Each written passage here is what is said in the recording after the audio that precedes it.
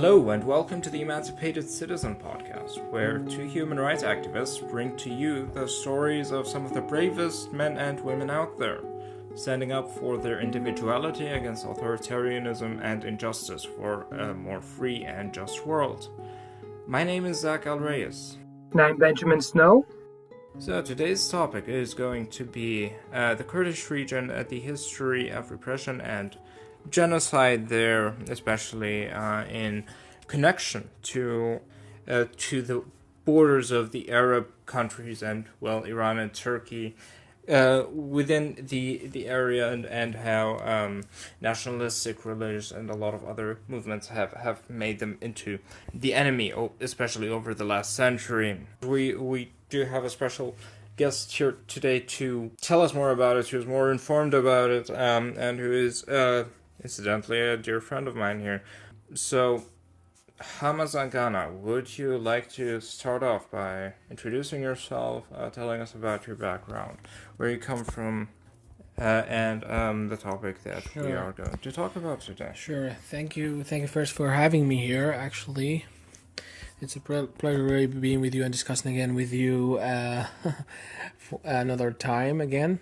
Well, I was born in Kirkuk. That is actually southeast, like Iraq, northern Baghdad. It's like, I would say it's like 148 miles from Baghdad, north city. It's one of the cities that is really mixed and diverse, I would say. We have Kurds, which are the majority, and we have like Turkmens, Arabs, and Assyrians. That means we have like different languages in the city. So that's a city where most conflict is actually, and that's a city where politicians focus because there's oil, I would say, in the city, and and too much ethnic groups actually. So yeah, you come from Kirkuk. It's a very ethnically diverse city, specifically in Iraq, which probably anyone who has any background on modern Iraqi politics would be able to kind of predict that a lot of tension, a lot of violence might arise there, right? But let's Kirkuk and especially the events that are happening today are going to be a big focus today. But I would like to first zoom out a little bit and talk about the history of Kurdistan, the history of the nations in the area. Since when have the Kurdish people really been facing those systemic efforts to basically annihilate the people and the culture?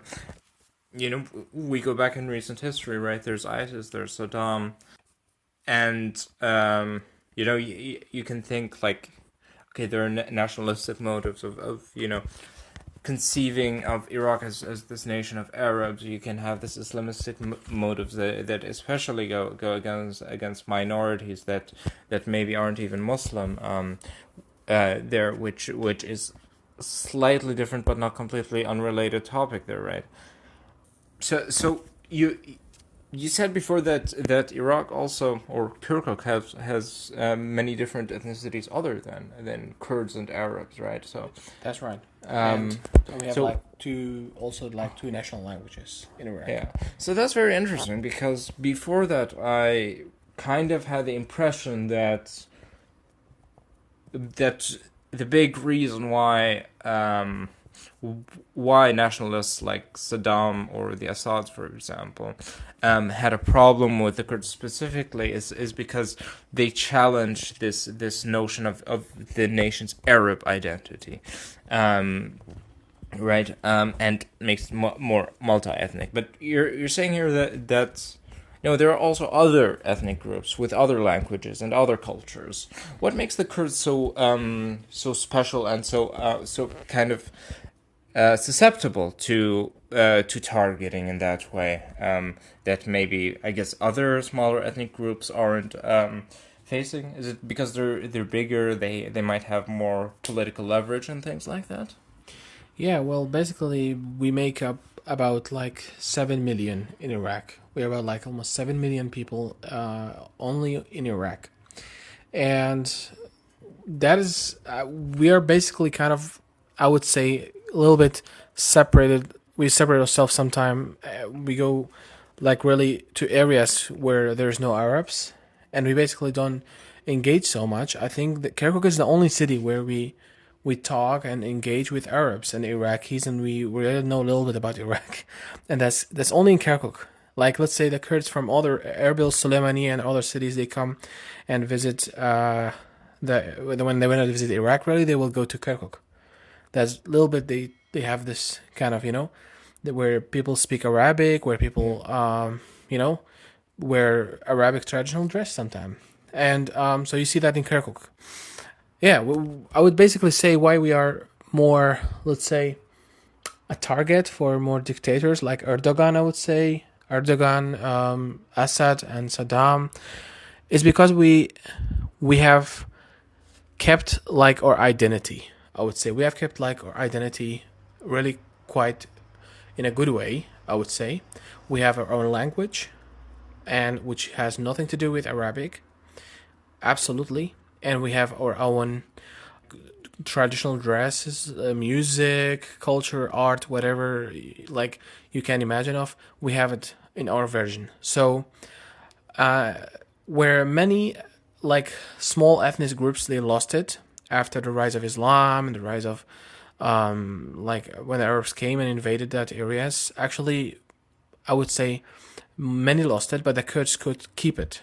Kurds were one of the minorities in the area, could keep their tradition and their language, and they could survive it.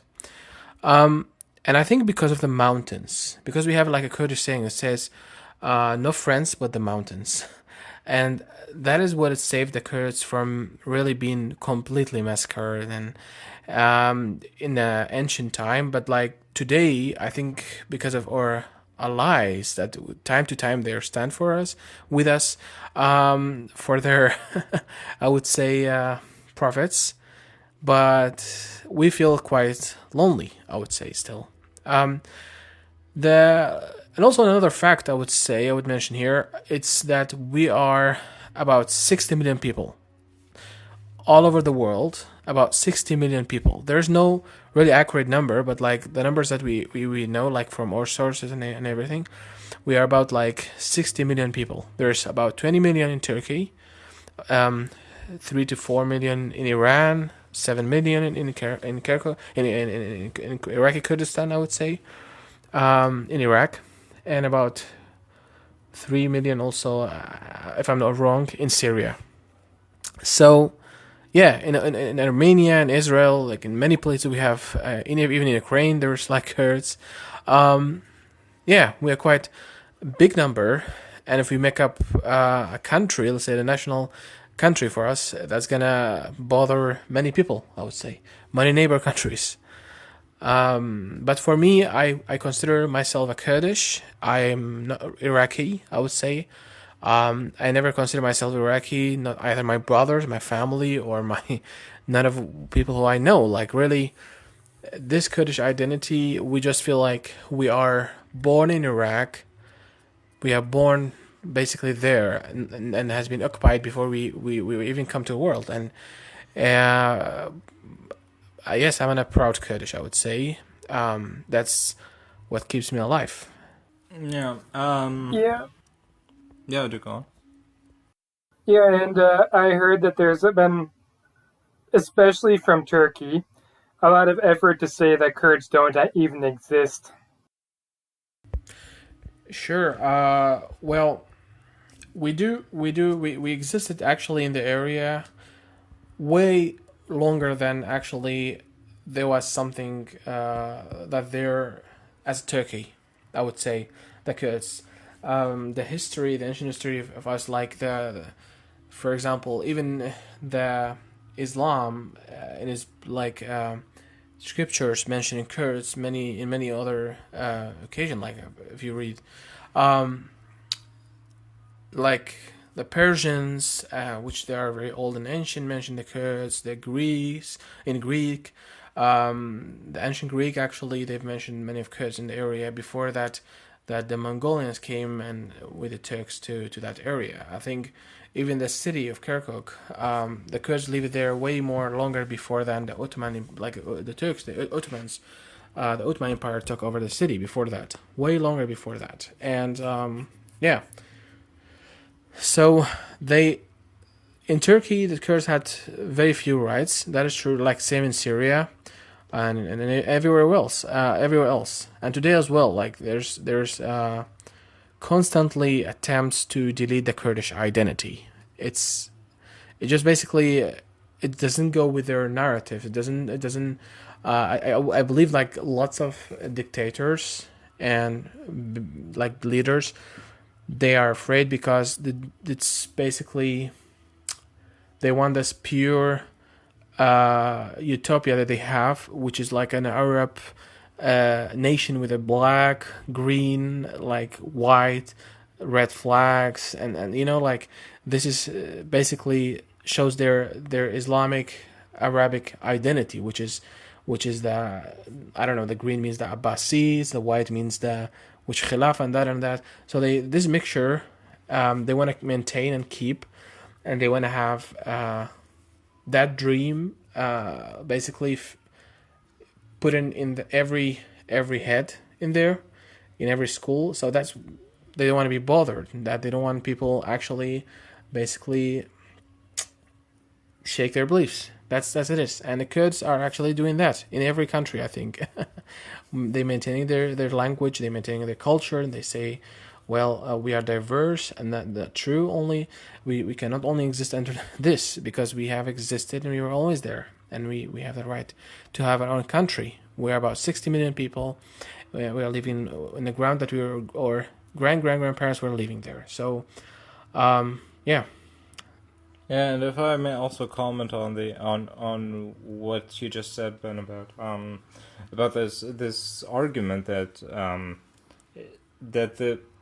the Kurds don't really exist, that Kurdistan as a people group or as a nation or as an ethnicity, whatever, doesn't exist. It's kind of like essentializing the this kind of tribal cultural identity to something like a nation state, to something like an empire or whatever. It kind of reminds me of people who are, say, very aggressively against the independence of Palestine might say, Palestine has never been a nation, has never been a people group. They're just part of the greater Arab Jordanian type of collective or whatever. And what I would say to that, yeah, sure. I mean, this group was kind of disadvantaged by the border drawing that happened in the early 20th century within the Middle East at the beginning of the era of nation states. Both of those like cultural and ethnic groups were kind of disadvantaged in very different ways by this kind of division and the way that this nation state paradigm was initiated by people who, in hindsight, really didn't have the full picture of what was going on, right? So just because Kurdistan isn't recognized as part of the United Nations or as a real nation state by other nation states is, I suppose, just a reflection of an incomplete picture that the creators of this system had. So certain groups were disadvantaged by this border drawing, and I think the problem isn't in itself that they're not part of the United Nations, they're not recognized as a nation state or whatever. The problem is that the current political order is something that is creating a glaring opportunity for people like, for example, Arab nationalists to exploit and commit atrocities on those cultural minorities that have been effectively split into different nations, right? So it's really a matter of utility in that sense. And yeah, just because the calls to put certain labels on things at certain points in history weren't made that way doesn't mean that we shouldn't operate this way in the future if we see that it's better for everyone's autonomy. Yeah, well, I mean, what it reminds me most of is how Russians treat and have treated Ukrainians and other minorities for a very long time. I hear a lot of Russians will just say that even before the war started, that they just hate the Ukrainian language. And just in the Russian conception of the world, Ukrainians can dig in the dirt and be peasants. They cannot be writers. If a Ukrainian wants to be a writer, they have to become Russian, type of thing. It's just this comparisons between the two just are so strong to Yeah. me. Yeah, I mean there are a lot of parallels there, and yeah, I mean like with the example you just named, it's like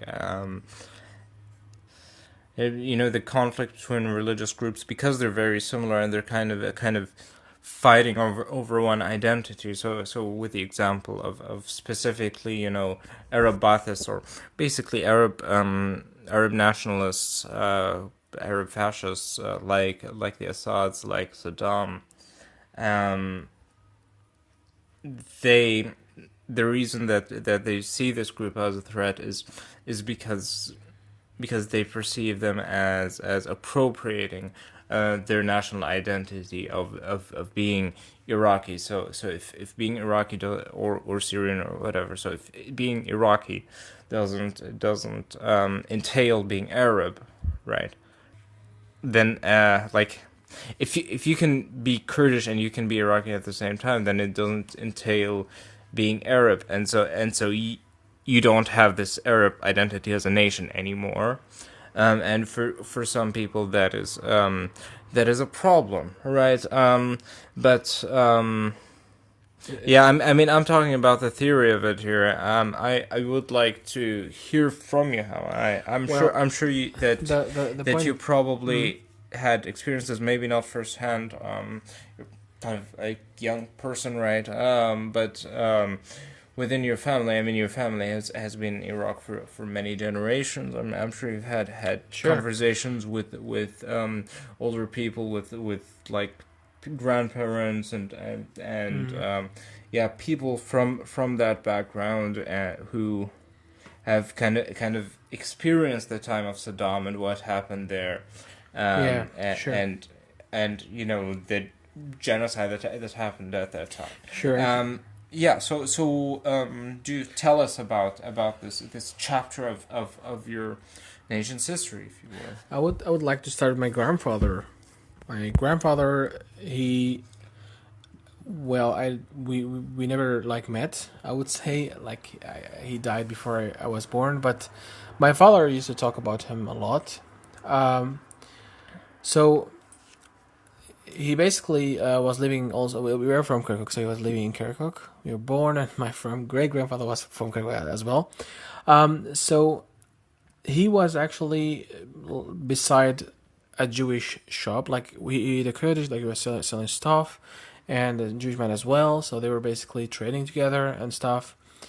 So I'm talking about like 50s then, where they were throwing tomatoes to the Jews and stuff in Kirkuk. I would just be, in particular, I would say like mostly were Turkmens in that time, and some Arabs, but they were throwing these tomatoes to the Jews. And the reason why we're Turkmen that time, some Turkmen and Arabs, why? Because I believe it has something to do with the Ottoman Empire, whereby it was empire based, basically more. It's like Islam, I would say. So the Arabs and the Turkmens have this in common, which it's like this kind of like identity that they share, which is goes back to the Ottoman Empire. And I think like now today, even we're gonna go to that again later. To the Turkish and the Arabic, like Turkmenish and Arabic, let's say, relations in Kirkuk today, even. So, in the 50s, actually, when they kicked, like, until 70s, they kicked all these Jews out. Then it started later with my grandfather, with my family. When the war started around the time, like 80s, which was around the time of Halabja massacre, which happened on the 16th of March in 1988, where they killed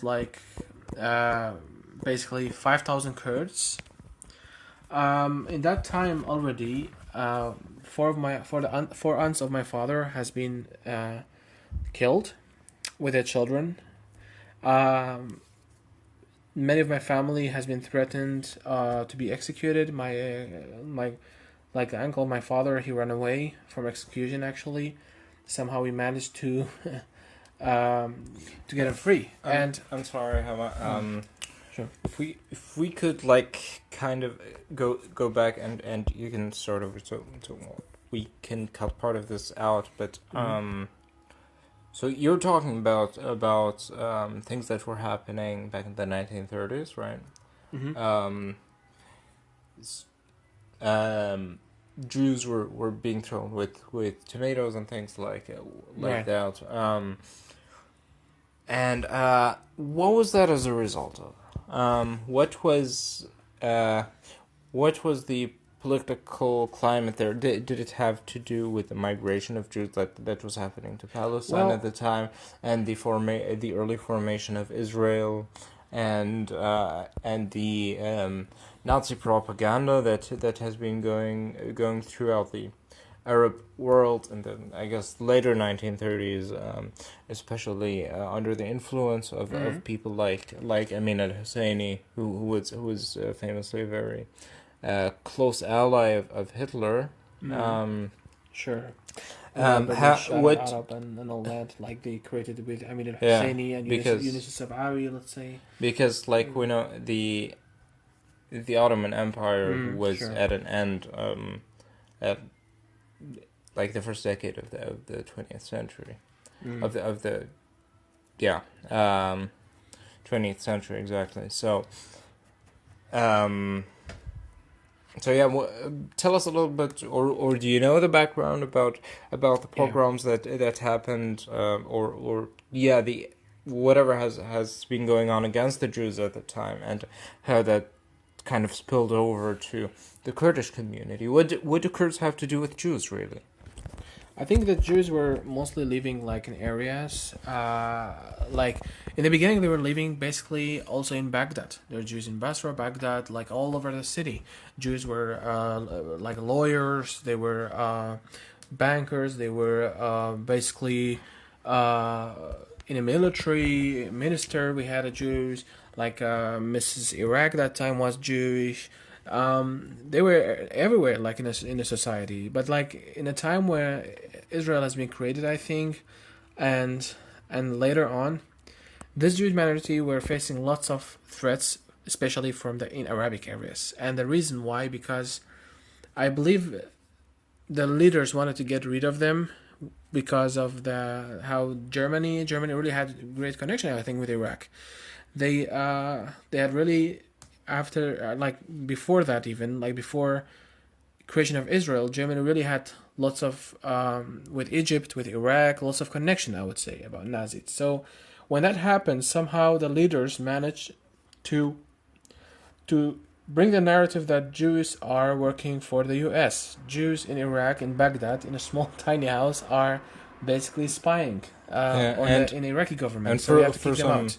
For a brief context here, for anybody who hasn't heard about it, it's something you can look up and look into more in depth. So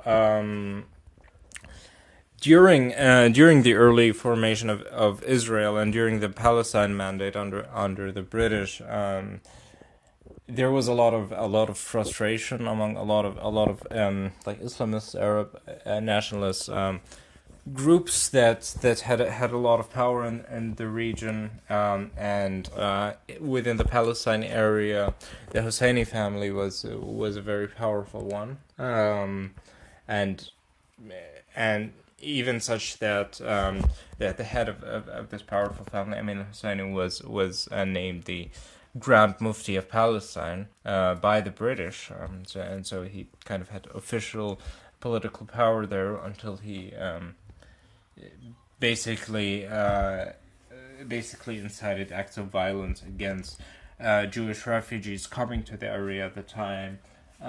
He eventually ended up leaving the area. He actually went to Germany and met Hitler for a while, and had a very close relationship with people like Hitler and Himmler, and he produced a lot of propaganda towards the Arab world, very much influenced by Nazi ideology.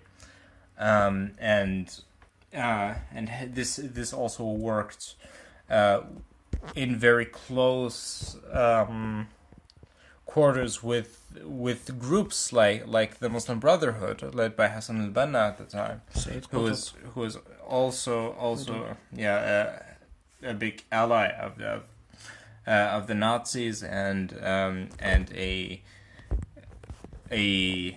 an insider of hate and anti-Semitism and Islamism. So this is like a brief background of like kind of why and like anti-Semitism has always been there to some degree or another, but definitely the fascistic trends going on in Europe have had a great effect on the Arab world. And of course, the Jews that were coming did I guess this new element being introduced into society led to a lot of friction and frustration, especially under British colonialism, and so it was a very precarious time for Jews, especially in the Middle East. Yeah, I think after the Holocaust, lots of things happened, and it's just helped the Arab leaders. They just came in the wrong moment, actually, I believe, and that's why, was that way. It comes really late after the Holocaust, after everything was finished in Europe, and that's what came to us. Then we started that time, I would say, like Middle East tariff and North Africa, and even like during the Holocaust in Europe, because you're talking about this during the 1930s, and the time like the high point of the influence of people like Hassan al-Banna, of people of people like Amin al-Husseini was in the 1930s well within the prime of Nazi power. Yeah, like they were doing the Nazi salutes in Egypt. With the small army that they created, but not to digress from today's topic too far. Sure. Why did you like? What is the connection here between the Kurdish community and the Jewish community at the time, and in what ways has this carried over to our modern day? Well, I think we Kurds are mostly Muslim, that's right, that is true, but we don't identify as a Muslim first, we identify first as Kurds, I would say, for a majority. Even our, like, the religious people, actually, they identify first as Kurds, I think, mostly. And that says our national anthem, actually, it says, like, we are Kurds, before I am Muslim, I am Kurd. He said, before I am Christian and that I'm Kurd. First. And so I think, like, if you just listen to, like, many other people who invaded the area or who basically came to do whatever in there, we kind of, if you ask the French, is there any French soldier has been shot in the Kurdistan, in the area, they would say no, there's 0 soldiers. If you ask the British within these Kurdish areas, is there a British soldier? If you ask after 23, if you ask the Americans, if you say any American soldier has been killed by the Kurds, they would say no, there's 0. And how is the number? South Kirkuk, like starting from Kirkuk to south, is massive. So I think we didn't really have this Iraqi identity, and so much we didn't feel Iraqis in that time because we have been so oppressed by these countries for taking, like, after the Sykes-Picot agreement where they basically divided us. We felt like, really, we just got stabbed in the back. This is what we had, and this is all gone. And I remember, like, even my grandfather from my mother's side, I remember, like, since him I was born, he was saying, I was a little child, I said, like, one day Kurdistan will be created. One day these people are gonna be, they're gonna be leaders. That person that we know. Now they're actually leaders. Like Barzani, he's a leader now. Like he was saying that at that time we were laughing. He said, "No, Saddam Hussein is too big," and then now that he's a leader, but still we don't have Kurdistan, and hopefully one day we're gonna have. Yeah. So to like to bring this back to my question, and like, do correct me if I'm wrong, but the way that this kind of relates to the question I asked is basically that both Jews and Kurds at the time were seen as part of the other political camp within this context of World War II, within this context of the Axis powers versus the Allies and colonialism within the Middle East, whereas not all, but certainly a lot of Arabs saw themselves as being aligned with the Axis powers because the British and the French were occupying their countries, and they saw this as a form, like as a natural alliance, as a form of legitimate resistance and so on, and because of the political facts at the time. The Jews had most to gain to be on the political camp of the British, the French, the Allies, basically, and kind of for similar reasons. I guess you would say Kurds were seen as more aligned with the colonists there, than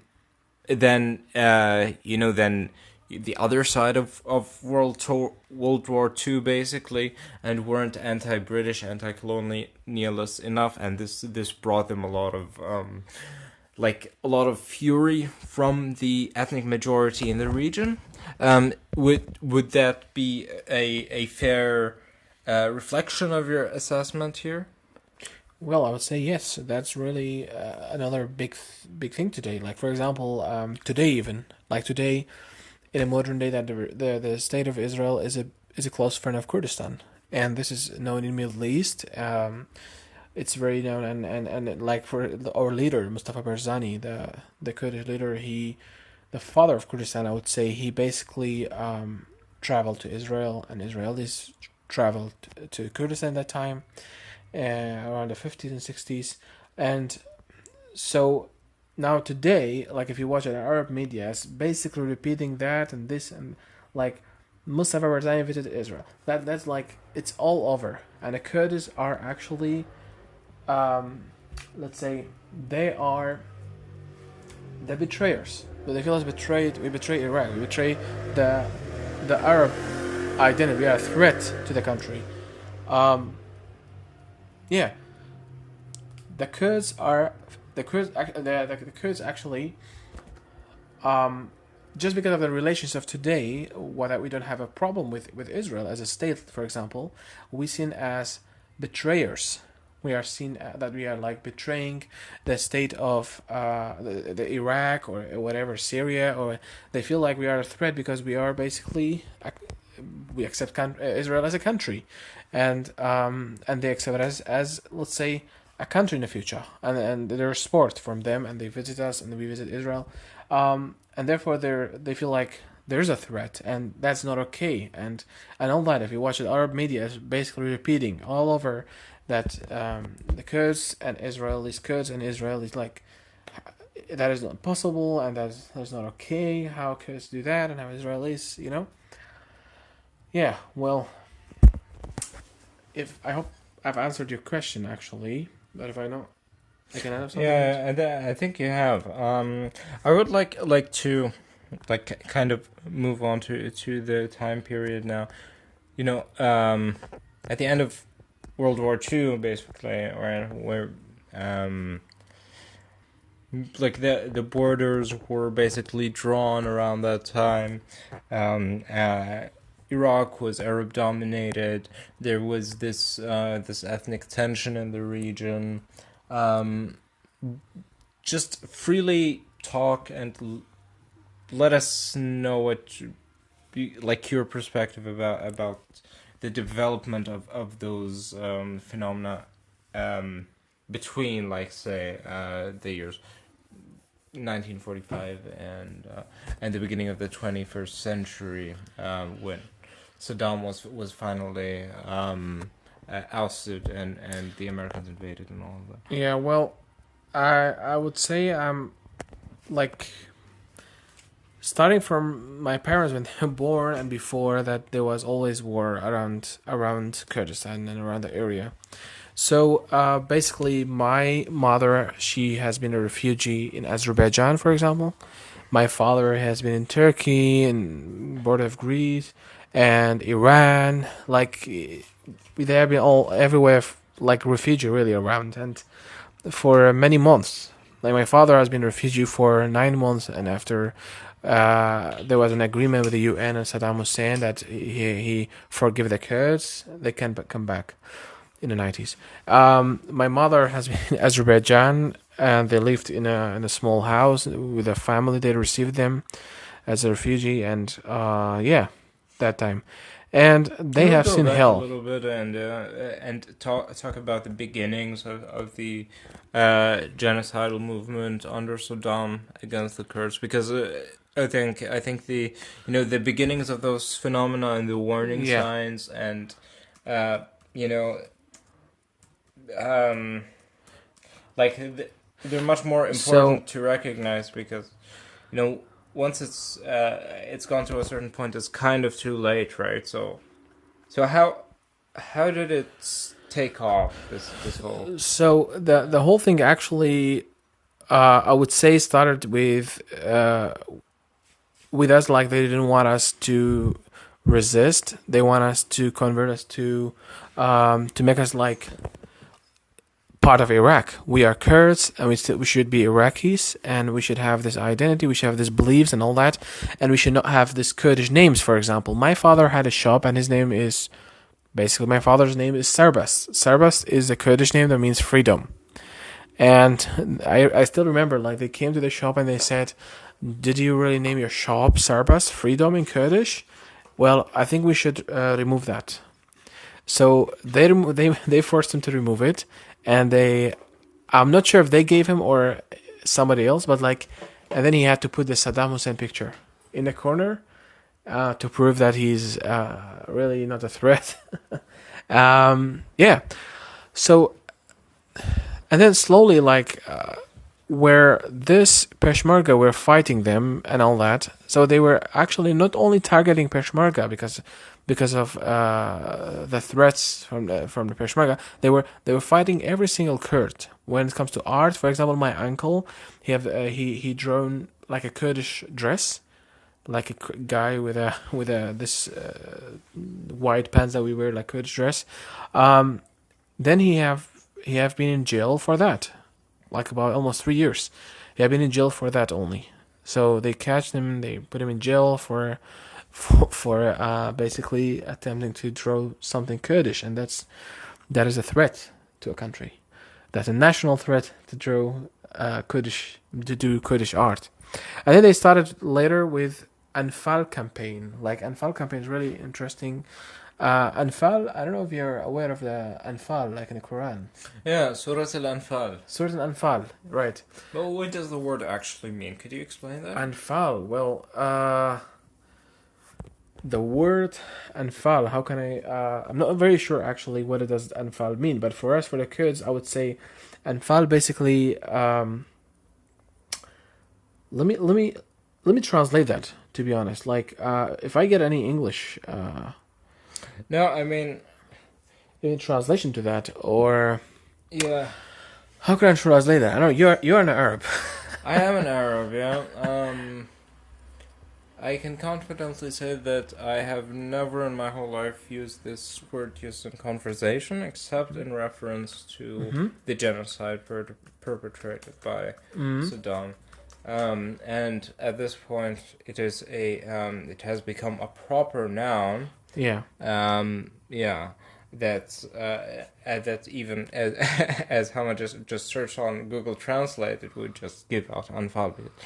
It's kind of become a proper noun for it's something like kind of the Holocaust. The word Holocaust has a meaning that has pre-existed the events of the 1930s and 40s, but like as a result of what has happened, it has become a proper noun for a specific event in history. So originally the word Anfal means spoils of war in Arabic. So it was There's even a surah in the Quran that called Surah Al-Anfal, which in part talks about the topic of spoils of war. Do you tell us about the Anfal campaign? So I would say like it was actually counter-surgery, like operation or mission, let's say, in there's a Kurds. A counterinsurgency. Yeah, counter-insurgency is called.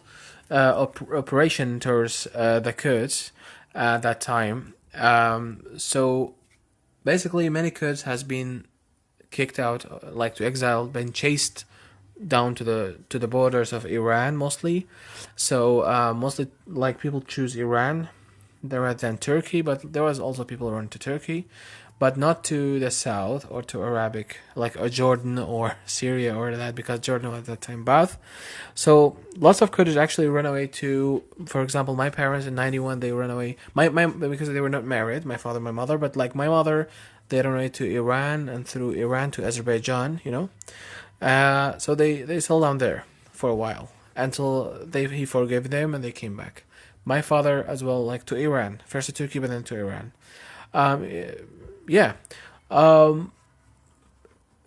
Because otherwise they would face death. They were being chased.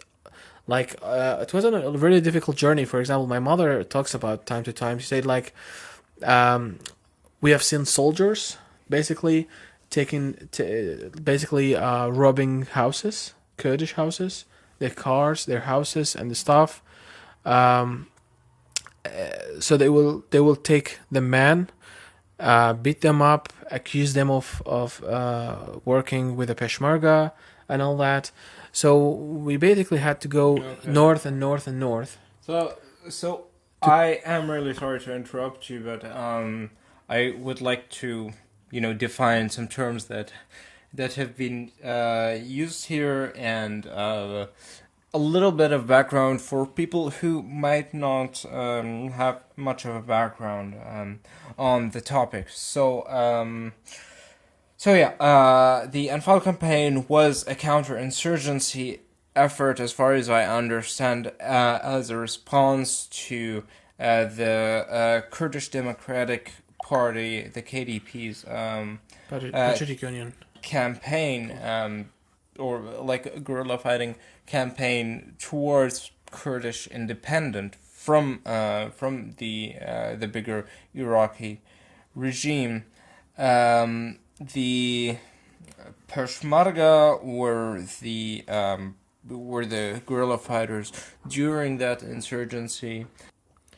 So basically, that was the attempt to remove that idea, that army of the Kurds, this guerrilla, or how you call it, let's say, the PUK and PDK party of that time, and basically to cut power and all that. So they just basically to remove them away from the area. That was attempt, but they failed as soon as the UN and the court and how also, like as I said, like they recognized that later, but like the UN actually also had I remember talked about it, that they made another peace agreement. They said like they warned Saddam Hussein about the whole thing, and so he lately responded and he forgave the Kurds. So at the time there were UN-led sanctions against Saddam Hussein, and Kurds were basically able to go back to their homes after all that plundering, all of that repression, that genocidal campaign that happened. And you also said that your family members, your ancestors, basically had to flee Iraq for a limited amount of time. And to also explain another term, which came back to mind here. Baathism was an Arab nationalistic movement that was very popular at the time. Not very much now. It's hard to describe. It's kind of a weird mixture between like Arab nationalism, fascism, and communism. Right? Would you agree with that assessment? It's like kind of. the party is called the Baath Party. Like The word Baath in Arabic basically means resurrection. Resurrection, I know. So this is also very reminiscent of it's basically other fascistic movements that they're all about bringing our nations back to greatness and that kind of. So thing. The Baath Party, it's an Arab socialist Baath Party. Actually, it's. I mean, they're socialists, kind of like the National Socialists or socialists, the Nazis or. Yeah, it's like this kind of socialist, I would say. Yeah, I mean, honestly, fascism is always like kind of. It almost kind of operates on contradictions in terms when it comes to politics. Like I've heard this phenomenon of like conflating a lot of clashing political terminology in terms of deep cynicism of what a person says and like to a point where one doesn't even take oneself seriously, right? To a point where you relativize everything you say, like even to the other things that you say yourself. I think something very emblematic of this is, for example, Trump and the values that they espouse and the way that they act and how as a result they seem to be immune from any kind of consequences for anything that they do. But that's a completely different topic here. But I mean, talking about the Baath Party and the very paradoxical nature of those political identities that I think probably have a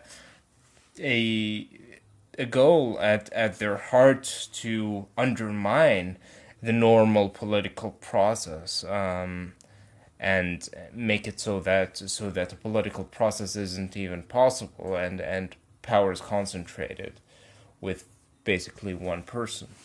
Yeah, that's what is the problem with always using the socialism in like many countries. They take like even in Africa, like many countries, they take these names and they go under this goal, and so they say we know we have the idea, we have the solution is there, but like you have to follow us and you have to come with us and you have to, and it gives you more space to be authoritarian. Actually, basically, it gives more space to be authoritarian because you have the idea and everything, where you need to follow the leader. So. It's very attractive idea actually, and also the idea is more. But I don't think it's inherent to socialism per se. I think like it is kind of a fascistic trend that you see. It's a kind of self-relativism, a kind of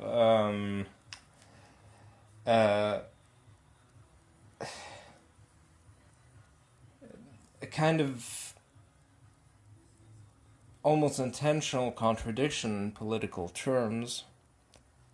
Right. I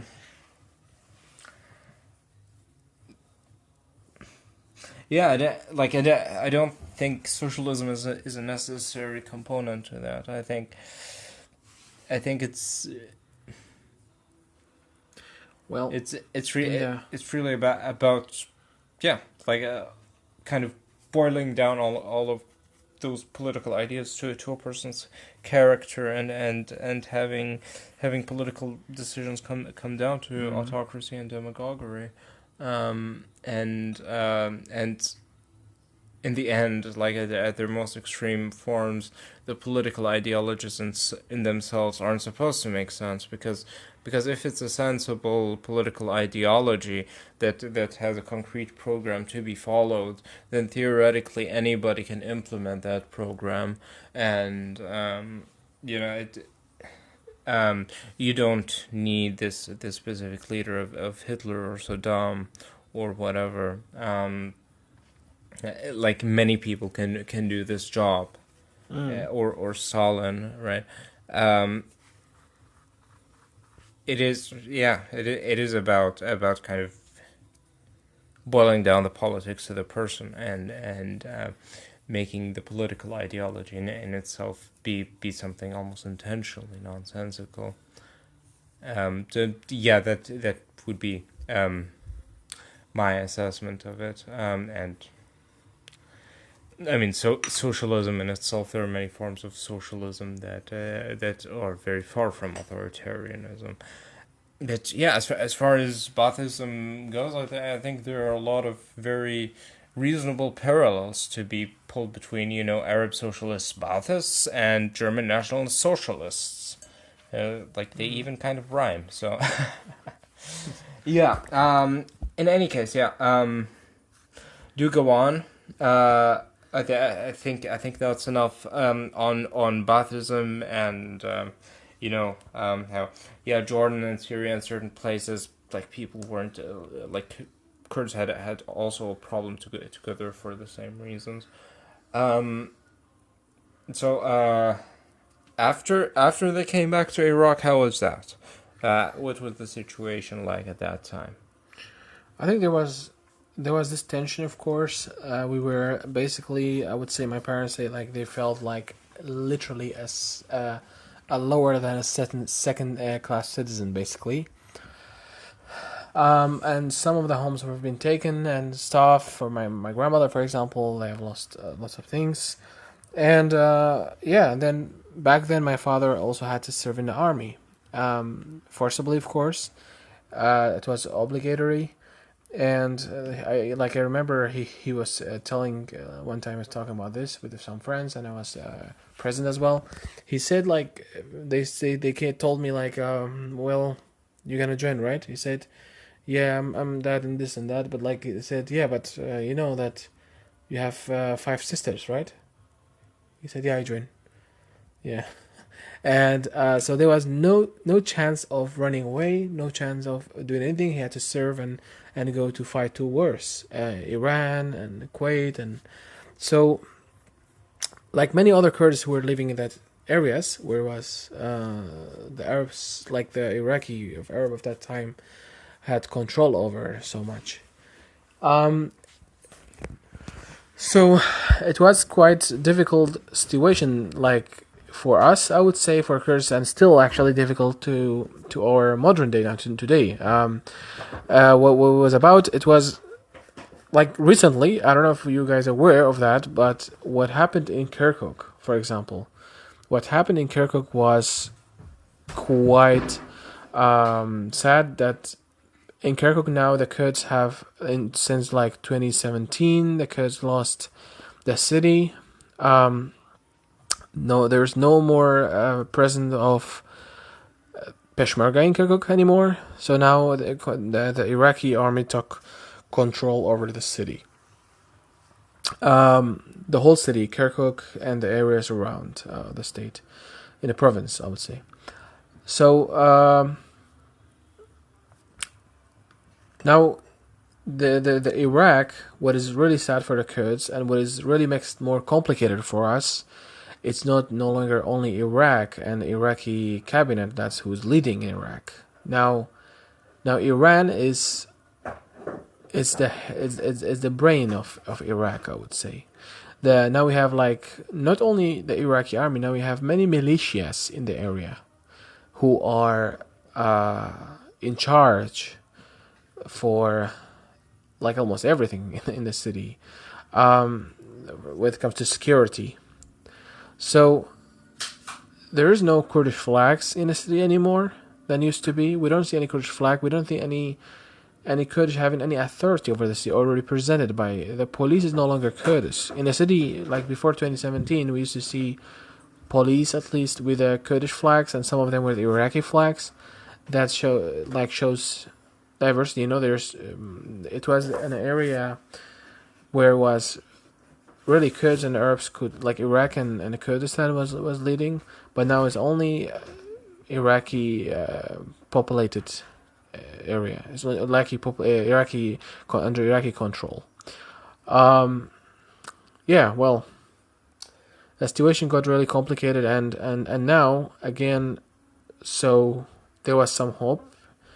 But then there were some demonstrations in the city, and some hope that we would take the Kurdish Democratic Party back to Kirkuk.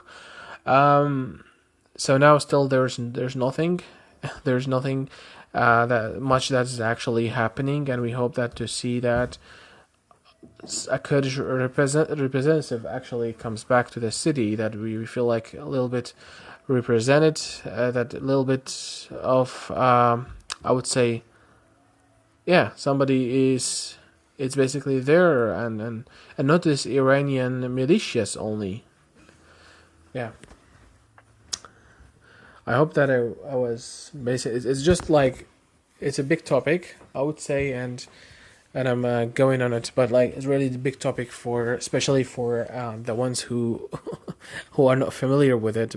I would say it's quite difficult to maybe to cope with and understand like many things and events that happened recently. So Zach. So yeah, what was the last thing you said? It had to do with Saddam, right? No, I think mostly I like in the end now of modern day today is Iran who's really ruling Iraq. Yeah. That's where I ended when I finished. Yeah. So I mean, so Baathism was a very relevant political force at the time, and right now it's kind of losing popularity, but also, Iraq has become a very unstable place, and Iran has a lot of influence there, and Iran itself obviously has a lot of conflict with the Kurdish community, which especially with the recent protests and the Masa Amini incident, and a lot that's been going on has shown. Is there anything to be said here about the relationship that the Islamic Republic of Iran has with Kurdistan, and the interest that they have against Kurdish independence and autonomy?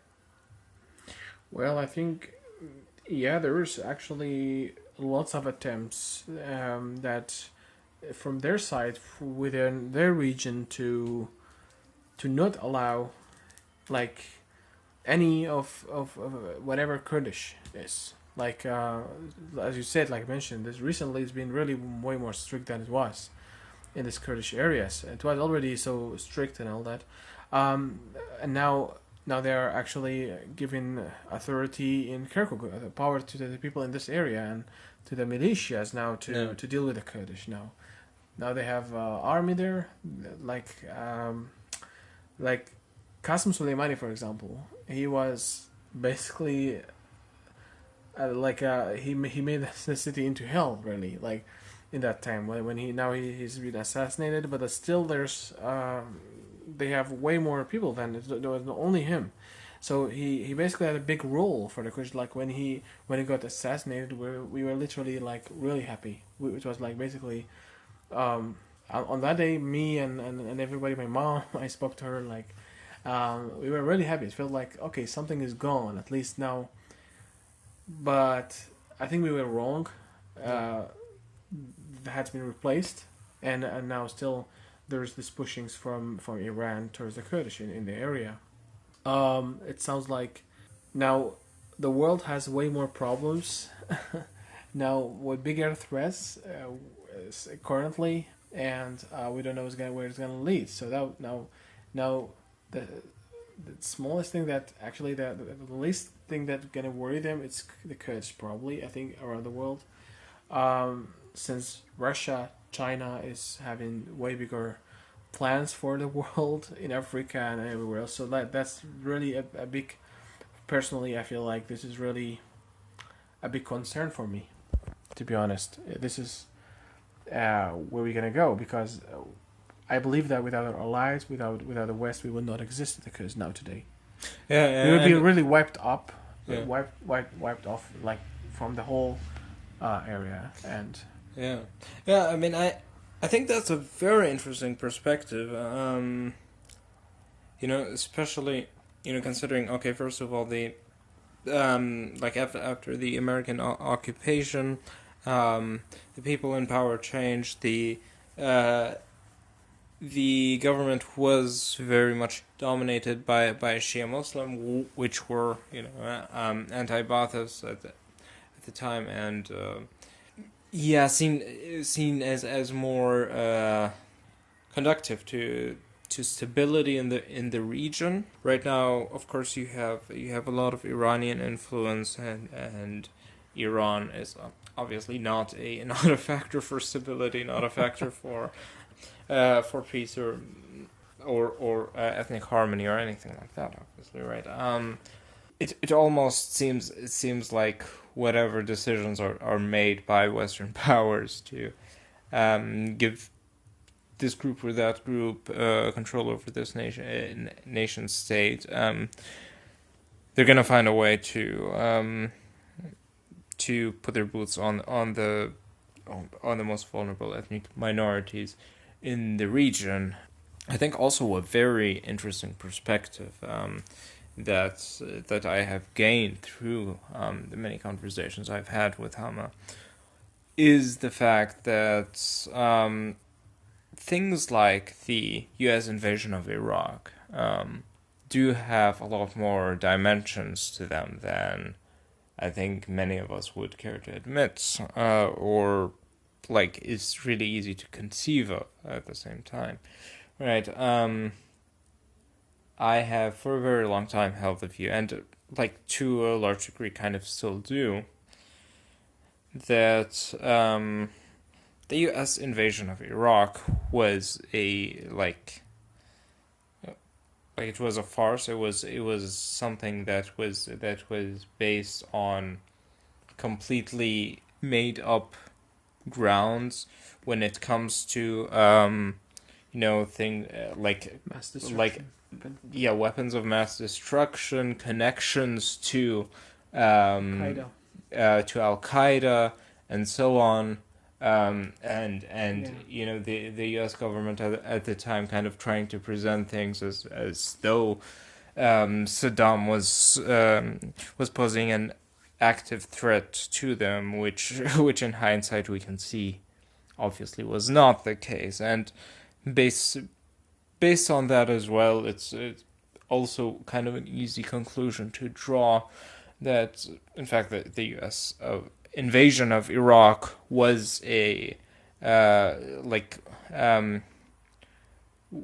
was an internationally illegal act that did lead to a lot of destruction, that did lead to the death of a lot of innocent people, but also we have to kind of square that with the fact that this army of invaders was kind of a saving grace for groups that were constantly crushed and stepped on and humiliated by the nationalists, by the Baathists at the time. And for that reason, I have had the experience of hearing from people who've lived in Kurdistan at the time that the Americans were basically viewed as liberators and welcomed with open arms. Let me tell do tell me about your experience with that, because you've experienced this firsthand.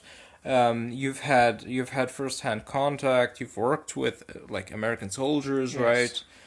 right? How do you view this, like this kind of situation when it comes to the U.S. invasion, when it comes to your view of the Americans at the time and the view of your community, how you experienced it, how you went about it, how you interacted with them? Yeah, tell us about that. Well, I think I would like to tell you a little bit about like 2023, I would say. 2023. At that time, actually, it was. I remember, like, we were really hiding in the basement. There was bombings happening, and we don't know exactly where they're gonna bomb, what they're gonna hit. But we know that there's really lots of bombings, and we see just like the flash that is hitting the windows. So we basically we went to hide a little bit, and we put it on the news, and the news is just basically warnings that we should hide, we should go to the basements if we have, and we should cover ourselves. We don't know what's happening, and yeah. So it was basically really, really scary time, and then since actually we saw that Baghdad has fallen, and all this fire around Baghdad they made, and the Americans, and they bombed the city, and then they came to Kirkuk, and so there was fight in Kirkuk as well, in Fallujah, like in Anbar, like Karbala, and all those areas. There was really on that week, I think, like was really scary for me as a kid. And the next day that came, that day we were hiding, the next day that came actually, I went to throw trash with a neighbor of mine, I remember. So I'm taking the trash to throw a trash bin to throw it, and then on the street I see the first American tank, and there's a soldier on it with an American flag on it, and a white person. That was the first contact, I would say, with Americans. So they just passed by. I was like, "Oh wow, look!" So I showed my neighbor, "Look, they're Americans. This is the ones we see on TV that in Baghdad, and now they're coming here." So I saw them like for the first time like that, Were you scared? Well, I felt like it feels like now no longer this like Stasi style of, like we say, soldiers, the one are dressed up like really in what is it called, the color? It's more like dark brown, like an olive, Yeah. We call it this kind of khaki. That's right, khaki. Actually, we call khaki in Kurdish as well. So it's khaki. So they're dressed up like that, really, and they would come and take anyone for having, I don't know, like a hair is called kiki or something. I've seen like my neighbor being beaten up because of his hair, how he looked like, because he put like it's more like would say like this is not a proper hair for a man. So he got really beaten up in front of my eyes as a child, and I've seen During that Saddam's time. during Saddam Hussein, yeah, for very silly reasons. And so anyway, and I was like free of these people, and that day actually, I saw the tank, and we just got inside. Everything was unstable, People were not working. My father didn't go to work, and we were home just throwing trash and coming back, and just we see things happening. But I'm like, as a child, I'm telling my perspective only. So I remember, like, we had one neighbor, a couple of neighbors. Like one of them, he was an officer in the army, in the military on that day. I remember seeing him running home, but like taking things to run away because the Americans came and trying to throw his stars and like on his shoulder and all that to take off his clothes. And he was trying to get in the house to hide from the Americans on that day. I remember my mother was like, oh man, we should open the door maybe for him a little bit, and like you're gonna kill him. My father, no. My father, no, don't do that. They never did for us. No, don't do that. My grandma said, no, don't do that also. But like, my mother was like, she was like really, I felt like she's gonna cry. And I was looking between, and she was really emotional about that, for seeing this old man running with a military jet trying to throw it away, because yeah, they basically lost the war. and we have seen like more sin. And then we saw, and later on that day, where from the window I saw like this Americans coming with Peshmergas, like together, like a couple of vehicles, American vehicles and the Kurdish vehicles, and together they come to the city. And the Barzanis, for example, I saw them for the first time. Also, they were only in the mountains. We never saw them, the Barzani are military Peshmerga, the PDK. So I saw them there for the first time, and then later, when the sun shines and everything finished, and so my father opened the shop. I remember the first thing we did was like every person, every Kurdish were doing that actually in the area. We will put down the Saddam Hussein picture. We will bring it in front of our shops, and then we will choose like who has the biggest shoes, and then you put it like in the mouth, in Saddam Hussein's mouth, in the picture, and then we throw it away to the trash, and we give it to the smallest person, like the smallest kid there. He throw it to the trash. And at that time, I did that. I did that actually. I did throw it, and I broke it and broke it and broke it, and I felt like really now, like finally we are finally free, from fear, from that big authoritarian power that was in every house. We were afraid to talk with each other. We were afraid even with each other. We could not talk and say bad things about the regime. We lived really like. That was the most difficult time. I believe that Saddam Hussein was really horrible for the Kurdish. So that was the most difficult time that a Kurd could live in that time. So there was also very bad leaders, Abdul Karim Qasim and all that. But Saddam Hussein was really special one treatment of the Kurdish. So we used to actually bring water for the soldiers. Most of the time they will not drink it because they had their own water and they would not trust the area. But like as soon as they knew that we speak Kurdish and everything, they would trust it and they will give us like actually food. Like I used to get food almost like on a daily basis from the military. So later I grew up and a little bit more, and I've learned English. That was a good thing. With them, from American soldiers. Yeah, only from the soldiers and their movies. Yeah. So we had these channels. We used to watch.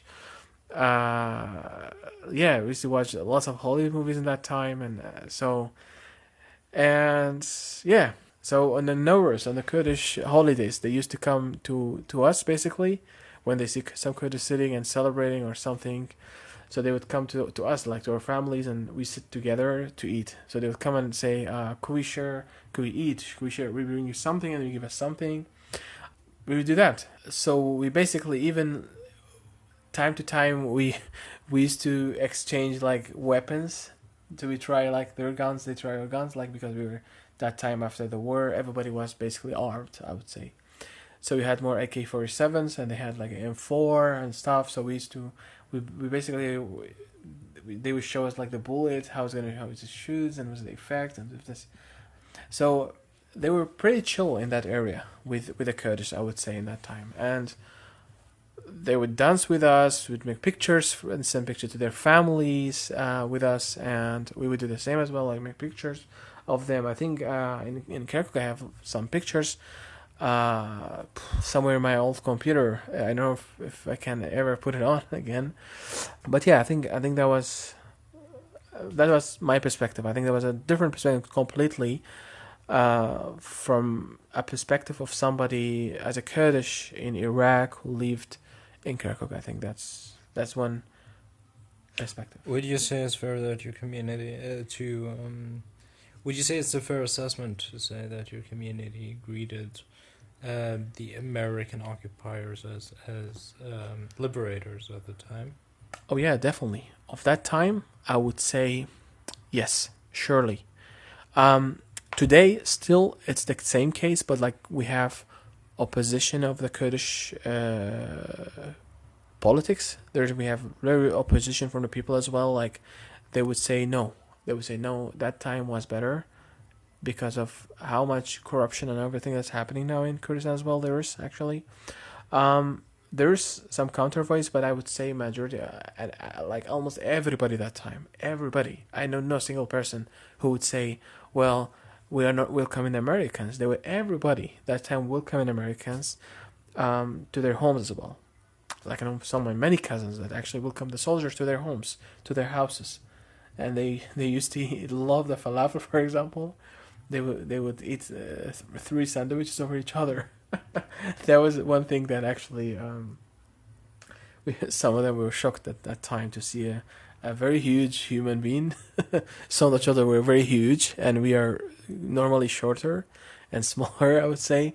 And we would see that human being eating 3 falafel sandwiches on each other. And we were that was something that time we were talking about, actually. Yeah. And yeah, we have really never seen people from that far outside. Like we would see like soldiers looking Chinese more looking, and you see like these Americans black looking, black Africans, and we wonder. Like my mother, she was wondering that time, are they all from the U.S.? Because this guy looks black and this one looks Chinese. Would you say that this that this phenomenon kind of gave you a different perspective on the idea of like different ethnicities, different people groups living in an integrated society, and maybe is even given more hope for Iraqi society, and more specifically like the society in Kirkuk, to embody those values more, and have Arabs, Kurds, Turkmens, people of different ethnic groups living side by side, and working together towards a common society, where everybody respects each other basically, and so on. Yeah, well, I would say that we basically didn't hate each other in a city. Like the Kurds didn't hate the Arabs didn't hate the Kurds constantly. It was not like that. But in every occasion, whenever we would come and talk about politics, I mean, even in a grocery store, we would start fighting. We would start like basically yelling and everything. Like we would say, like, okay, let's just close the topic. We're not talk, and so aggression. So it was like there was aggression. You would go along with each other only insofar as you didn't talk about Exactly. the sensitive My topics. grandmother, none of my grandmothers can speak. Still now today, they are living there. They still cannot speak Arabic. Both of them. It kind of reminds me of what some people say about, like Arab Israelis and Jews, and how, in some places in Israel, they're like they can live with each other, they can interact, they can tolerate each other, only insofar as this one topic. Yeah, like who you owns don't the talk land? about Who it, owns the right? land? That's the first thing. What's As long gonna as happen? you don't talk about it, you can get along. Yeah, But, yeah. I remember. But was there like kind of a broader hope, maybe even inspired by this phenomenon that you're talking about with the Americans, like being a multi-ethnic society, and seeing how those people are integrated with each other and can work together and so on. Is that something that has kind of penetrated the zeitgeist in that time and place? Would you say, or did the status quo kind of continue the way it was when it came to racial and ethnic relations there? Well, I think for us there was no other, like, let's say there was no racial problem, I would say, because we have never seen a black person, for example. A black Arabs versus Kurds, that kind of thing. Yeah, but like for us, we are more visual, I would say.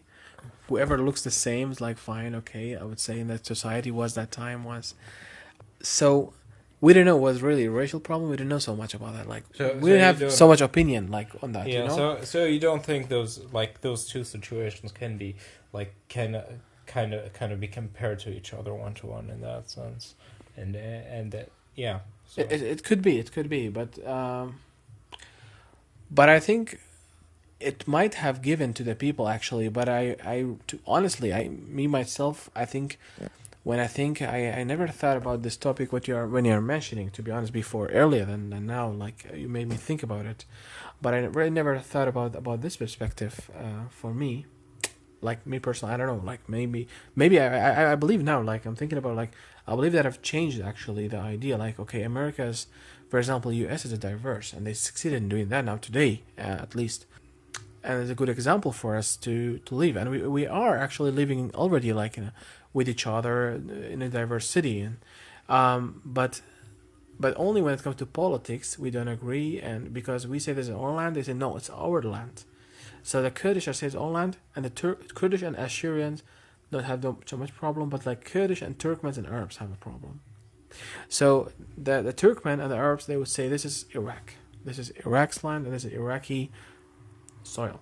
And the Kurdish would say no, this is the Kurdish soil. That's the only problem that we are having, actually, I think, when it goes to politics. But yeah, we probably have somehow indirectly we have benefited, or we got let's say something from that. We have really. Yeah, and I'm also aware that you have worked with the American military in some capacity, things like translation and other smaller tasks, I suppose. Yeah, would you like to talk about that, and maybe have you learned anything important from that experience that you'd like to share? Well, I think that was the first Western person I've ever seen in my life was an American person. For me, that's all what I know about the West. Like the Europeans, I've never met a European. I never knew how they live their lives. Now I'm living in Europe. I see life's totally different. I feel like we Iraqis, I would say, like Middle Easterns have more in common with, I would say, with Americans, like with American society when it comes to many things, and so we have way more in common than in Europe. So we had many similarities. When it comes to humor, I think, like the jokes that we make, and when it comes to religion also. Americans are more like religious comparing to Europeans as well, and to Middle Easterns also, like equally, or maybe we are a little bit more. So there's very much similarities with that. So I remember like Christmas, for example, how they would celebrate. I've seen some of that, how they celebrated their Christmas here. Because I had also like Christian friends, I've seen it, I compared it, actually was quite similar. Christmas for the Christians in Iraq and the Americans were quite similar.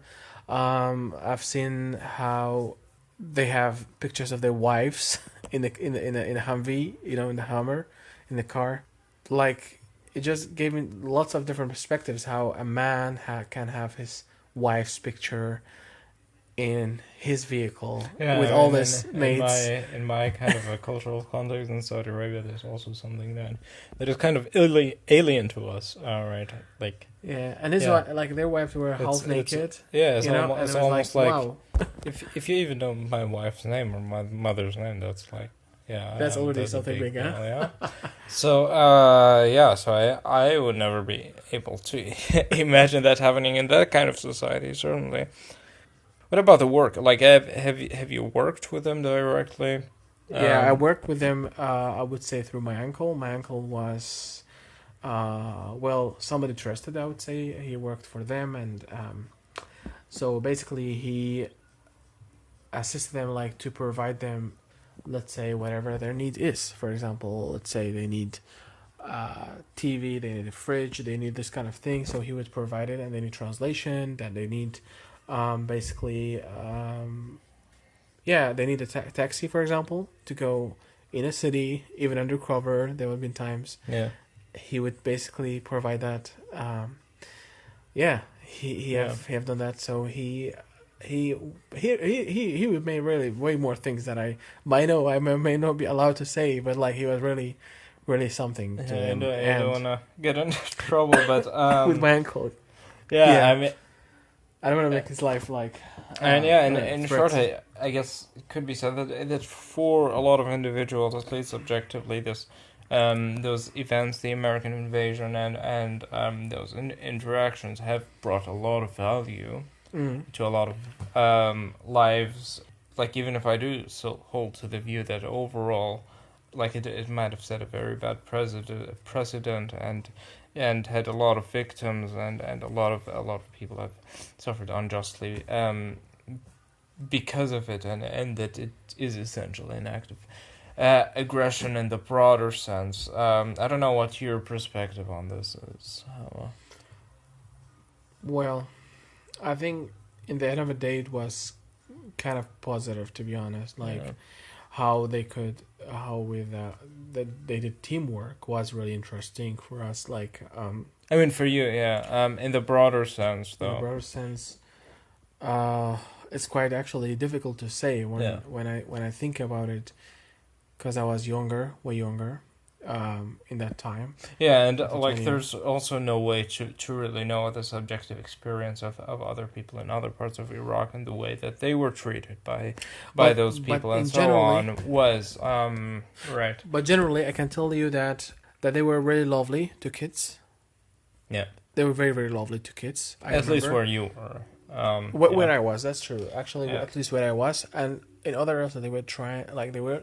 And it's nice to definitely kids. also and it's definitely also true that that this period of time has contributed to the autonomy that Kurdistan has gained Yeah.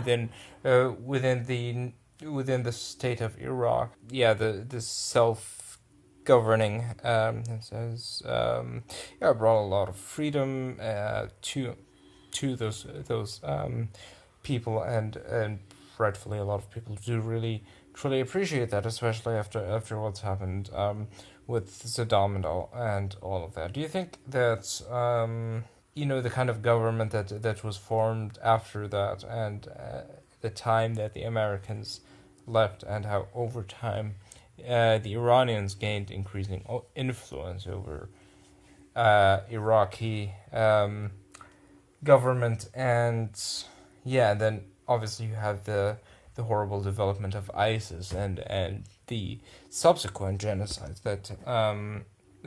that happened there, when I guess a lot of people might have had hope that that this chapter in history was over. Would you blame the Americans for that, or the West? Or in an even broader historical sense, I guess the way that the borders were drawn, right? And like how do you view this, like ISIS, and like the genocide at that time in relation to the involvement of the West? Well, of course, like the West is let's say other human beings are like us. They're trying to live and peacefully, of course, like any nation wants the best for their nation, right? They do their best, and then like I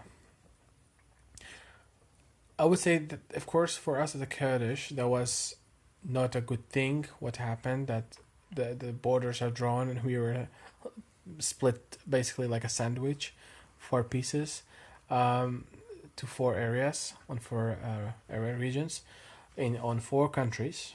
So that was a horrible thing. But like in general, I would say in a wider perspective, for example, the American invasion, Gulf War, and all that, it's quite difficult to say to me, like to say, well, I stand against the war completely. I stand against that, but like, because in the end of the day, like it's really difficult to say, because Saddam Hussein could be a great threat if he would really succeed to make a really big Arab Union, and with Al-Assad, Gaddafi. Imagine this. This will not be the European Union, Yeah. This is nothing gonna be like European Union. It could really bring the end to the world, end to freedom, end to. So it's quite difficult, actually, from my perspective, to say. Yeah, I haven't really made my mind about it. Like, it's quite. Yeah, I can't really say a thing. It's really difficult. I mean, I think one thing we can both agree on is that Baathism was an evil that had to be brought to an end, a lot like Nazism and fascism in Europe, and the fact that the international community, especially the Western world, was so aggressive against those movements, right? Did end up for the good of all of us who are in and from that region. I certainly would not want the Arab nations to gain a meaningful position of power within the international community if it is under such a brutal fascistic ideology, for sure.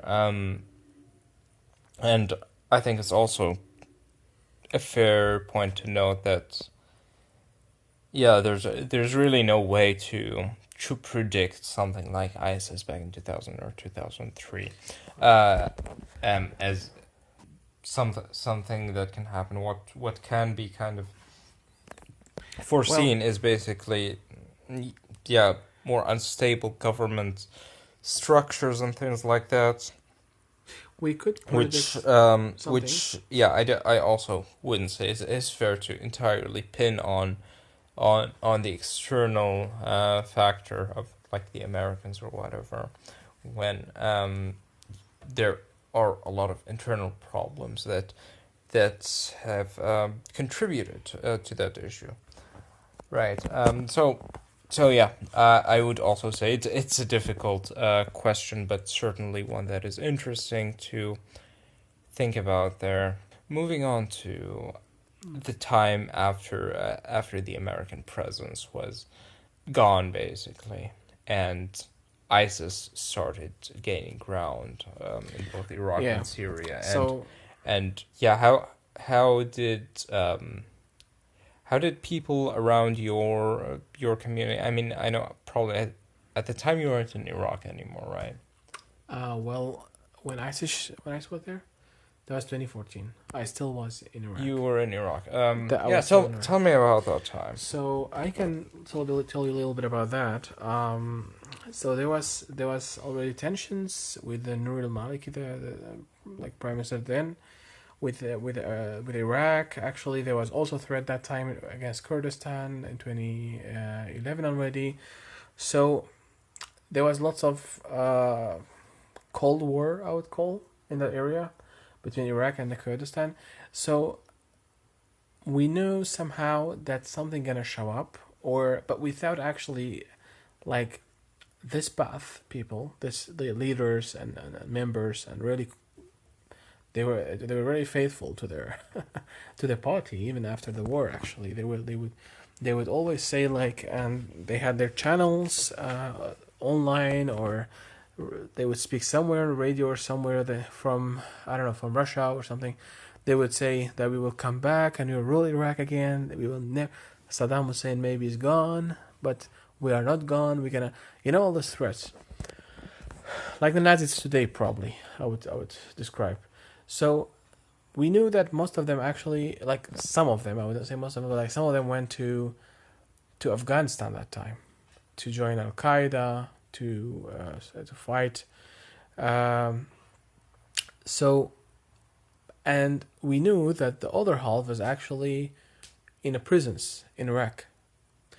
So they were in these areas, in the prisons, in that areas that exactly ISIS like took over. But for example, like al-Baghdadi, he was in prison. Like the head of ISIS, he was actually in prison for many years in American prisons. Probably tortured. Probably some of them have been tortured. I know. For terrorism. And later, when they have been released, and this small group of people, actually, they had, let's say, they were more tribalistics in these areas, like in Mosul, in Syria, in this part of Syria, let's say in Deir ez-Zor. I don't know how you comment with the names, but Deir ez-Zor, Raqqa, Dara, like these areas were mostly Sunni. I don't know if they call it Jazeera, for example. I think this area. So this area, mostly, and Mosul in Iraq, they were mostly Sunnis, and they were mostly and Anbar, for example. That's where ISIS showed up as well. So these areas were basically Sunni areas. Sunni. There was a Shia and a Muslim Sunnis, so they were Sunnis. And followers of Saddam Hussein and his policies. And say still, I meet like Syrians here. They say, "Oh, Iraq." They don't know first I'm Kurdish. They say, "Oh, Iraq, the nation of the great Saddam Hussein." I'm like, "Oh yeah." So yeah, go back to Syria Sunni. to your Ba'athist pig and die Yeah. for him. So also many Palestinians, because Saddam Hussein actually played like that thing, throwing rockets to Israel. I mean, empty rockets, 49 rockets and 39, I think. So he threw to Israel and to Tel Aviv and to. So now many Palestinians say no leader did it, no Arab leader did it except Saddam Hussein and all that. So he really gained popularity amongst this many Arabs. Actually, they believed that he was a good man and all that, because they didn't care about anything except gaining power and having, basically their dream come true. So going back to ISIS. So when this protest, ISIS started actually as a protest against the government.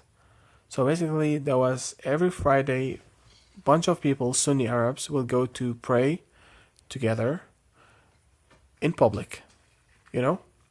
Yeah. So this group of people, they would come with like thousands of people actually together and pray, and they were tribes, let's say in this sub-desert areas, like the resort in these areas, and they were all basically armed, heavily armed, I would say, with the RPGs they had, really, really heavy weapons. This still until today, like these areas, the Sunni areas, are still armed, and each tribe, I mean Sunni tribe, has their own tribe leader. They have their structures and all that. So, and then there was this Islamists who were really deeply in religion and stuff. They came and they preached. So as soon they could preach to this young and to this old and young tribes, they could actually see basically a hope that they can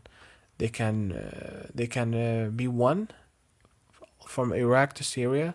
They can be one voice, because the people will travel from there to demonstrate, to hear the preachings, and then so they basically secretly formed a really strong group, which is called the Islamic State in Iraq and Syria, ISIS. In Arabic we say Daesh.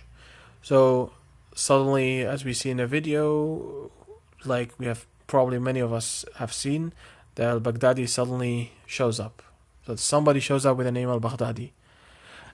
He talks about, preaches about Islamic Ummah and all that. And if I may add a note to this development, I think part of, like, a very important part of the development of ISIS that we need to take into account is this kind of sense of tribal humiliation, almost kind of comparable to what the Germans felt after World War I, or the American Southerners after the Civil War, and so on.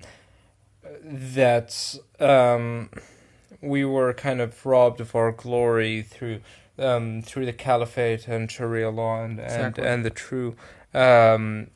true practice of Islam, and this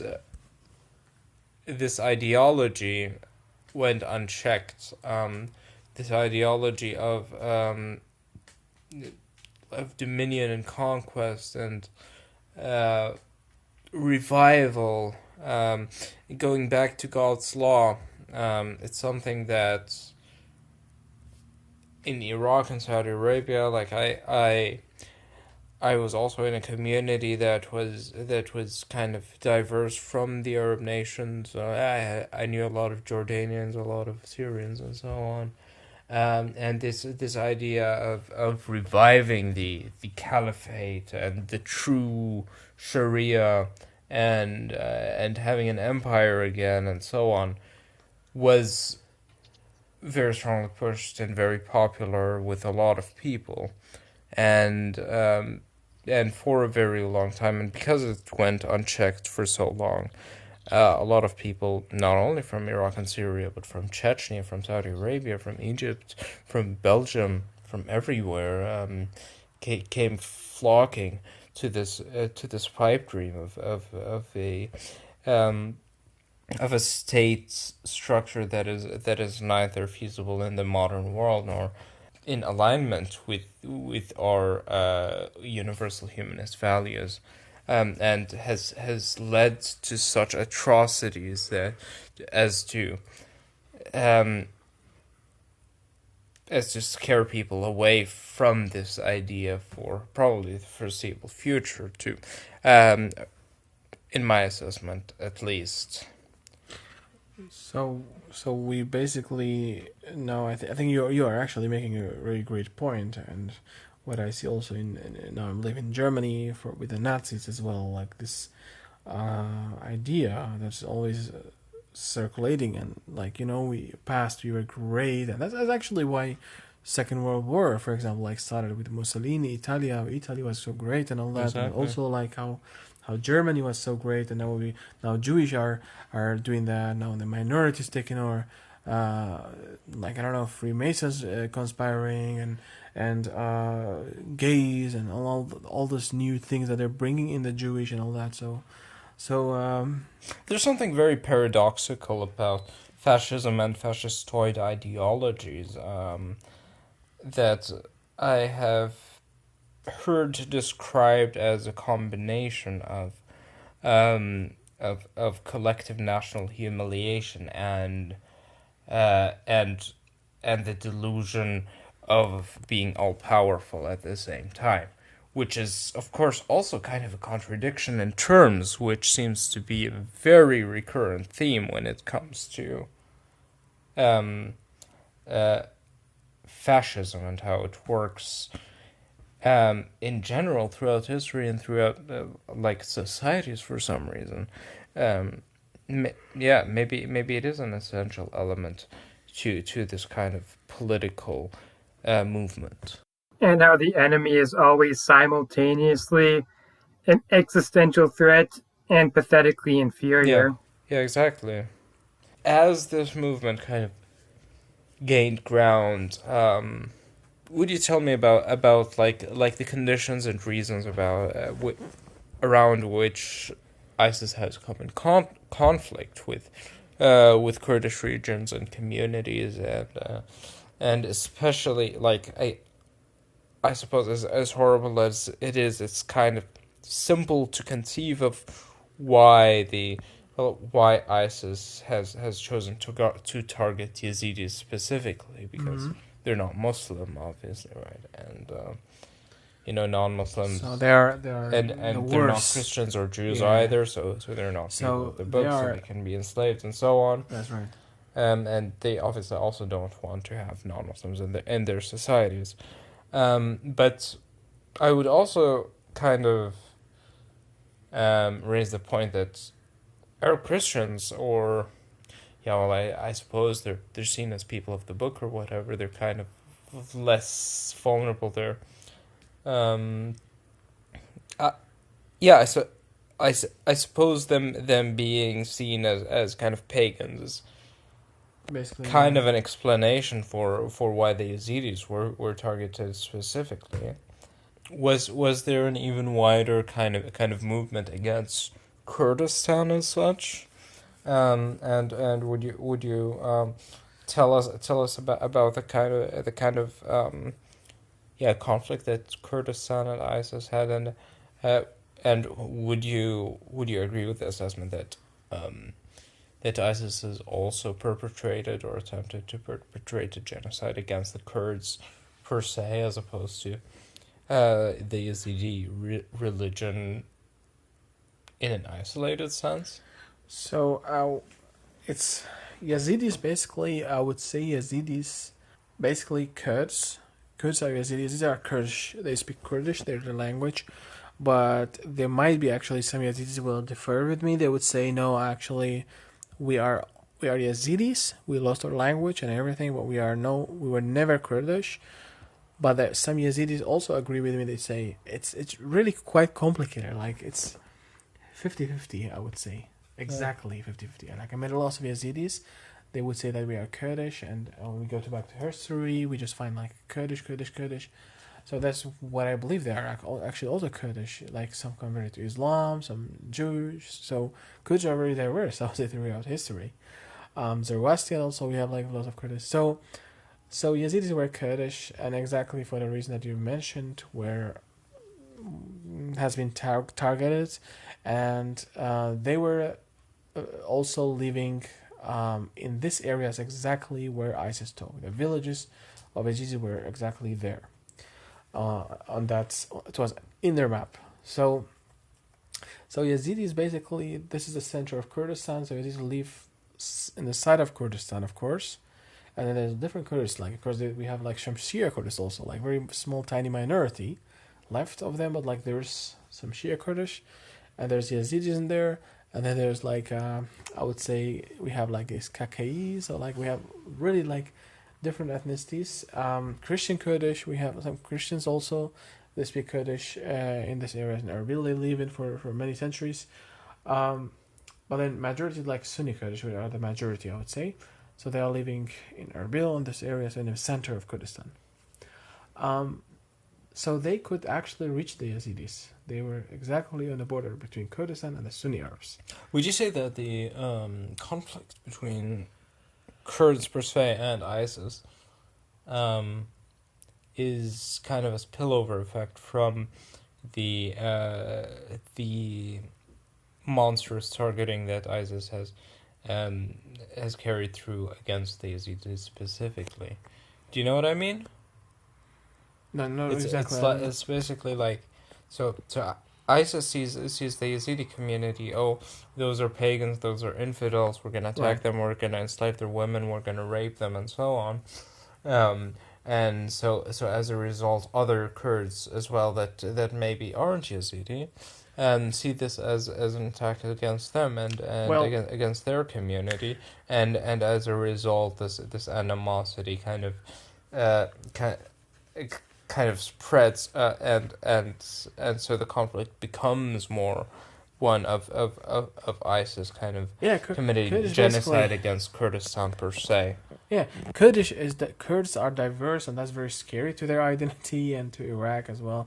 And the Sunni Arabs, like really big number of Sunni Arabs who supported ISIS and Jabhat al-Nusra and all that terrorist organizations, they basically had history against the Kurds of fighting Kurdish. Kurds were the ones who brought the Americans in.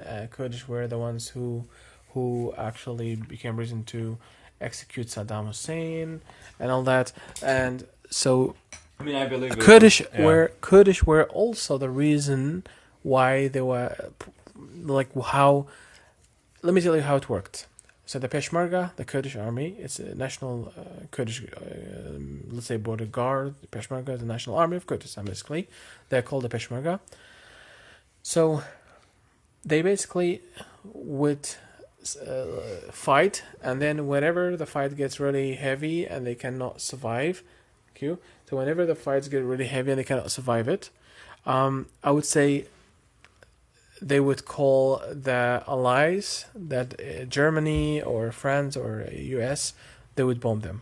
So the Peshmerga would go to the front, and then whenever they engage, they would step back, and the allies tell them to step back. We're gonna bomb now.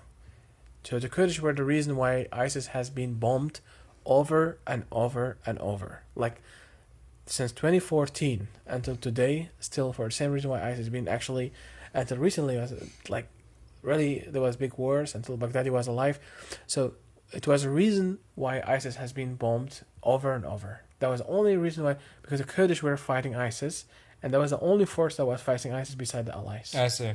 Yeah, Iraq have fought ISIS, Iraqi army, of course, but that was really in some areas in Mosul only to free them from the Shias. We were fighting them like the militias, but really the one who fought against the allies. So that's why they were really angry at Kurdish. And also second reason, the Kurdish from north, they came also in this war to the south. So the Kurdish in Turkey, they came, and these Kurdish were actually most of like many soldiers were women. So we have this female fighters, and there's this saying among ISIS. They say, if I am killed by a woman, I go to hell. If a woman kills me, I go to hell. shoots me. So basically, because of diversity of the Kurds and the lack of understanding of Islam, because of language barrier, culture barrier, I think it was a hell for ISIS. It was, the greatest enemy was the Kurds. Yeah, Greatest neighbor. You know. I think you've given us a fairly complete picture of the situation there, and yeah, I really appreciate it. And I also think it's interesting that this probably kind of led to a sort of unity between Arabs and Kurds and like the Iraqi government, and even maybe Iranians and Americans and so on. That ISIS is kind of the common enemy for a time, and this might have kind of bolstered the claim to Kurdish autonomy for a certain amount of time, right? It did actually. Right away after ISIS showed up, we basically there was a contact between the Iraqi military and Peshmerga, the Kurdish military.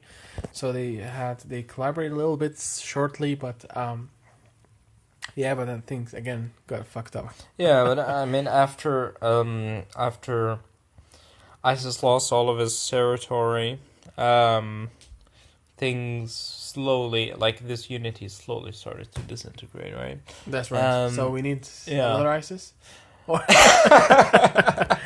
I really hope not. I hope, I sincerely hope that there is a way to have people kind of meet eye to eye without having a common enemy. I mean, this is kind of one of the greatest tragedies of the human condition, right? That like even like the Western countries, when you see the alliance of NATO, like Western values, democracy, parliamentarianism, freedom of speech, and so on, all the values that we hold in common, the French Revolution, so many things that kind of seem to penetrate the borders between our countries, kind of results from fights against common enemies that we have had. Yeah, I sincerely do hope that there is a way for us to get to a point of unity without having someone to team up against, right? Yeah, I mean, I don't know if there are certain historical analogs to be drawn there. Ben, do you have any ideas as far as historical analogs go, or ways to conceive of those kind of desperate different groups being glued together by something different than a common enemy, than a fight, than something that is by nature brutal and worth avoiding? Yeah, the nearest thing I can think of is the Pan-Slavic movement, and that wasn't exactly a big success, and what success they did have was largely built on not wanting to be colonized by Germans and possibly not by Russians over the last parts. Well, Russians are kind of Slavs too. But I mean, I think for Kurds specifically, there's definitely an argument to be made that there should just be a country for a Kurdish country. I think that's reasonable as well. But even if we grant that, I think it's also very important to bring the relations between Arabs and Kurds and other ethnic groups to a point where people can cooperate and work with each other, and see eye to eye. Right, like if you have a nation as basically an island among nations that's you as an enemy, that's a problem. That's the problem that Israel has been facing for most or all of its history, I should say, and it's definitely not something that is worth striving for, if you ask me. I mean, the way that the nation of Israel has existed for all of its history in a state of constant threat and so on. I mean, yeah, I sincerely hope that there is a way for for those groups to reconcile and find a way to work together and see eye to eye and respect each other as human beings. Yeah.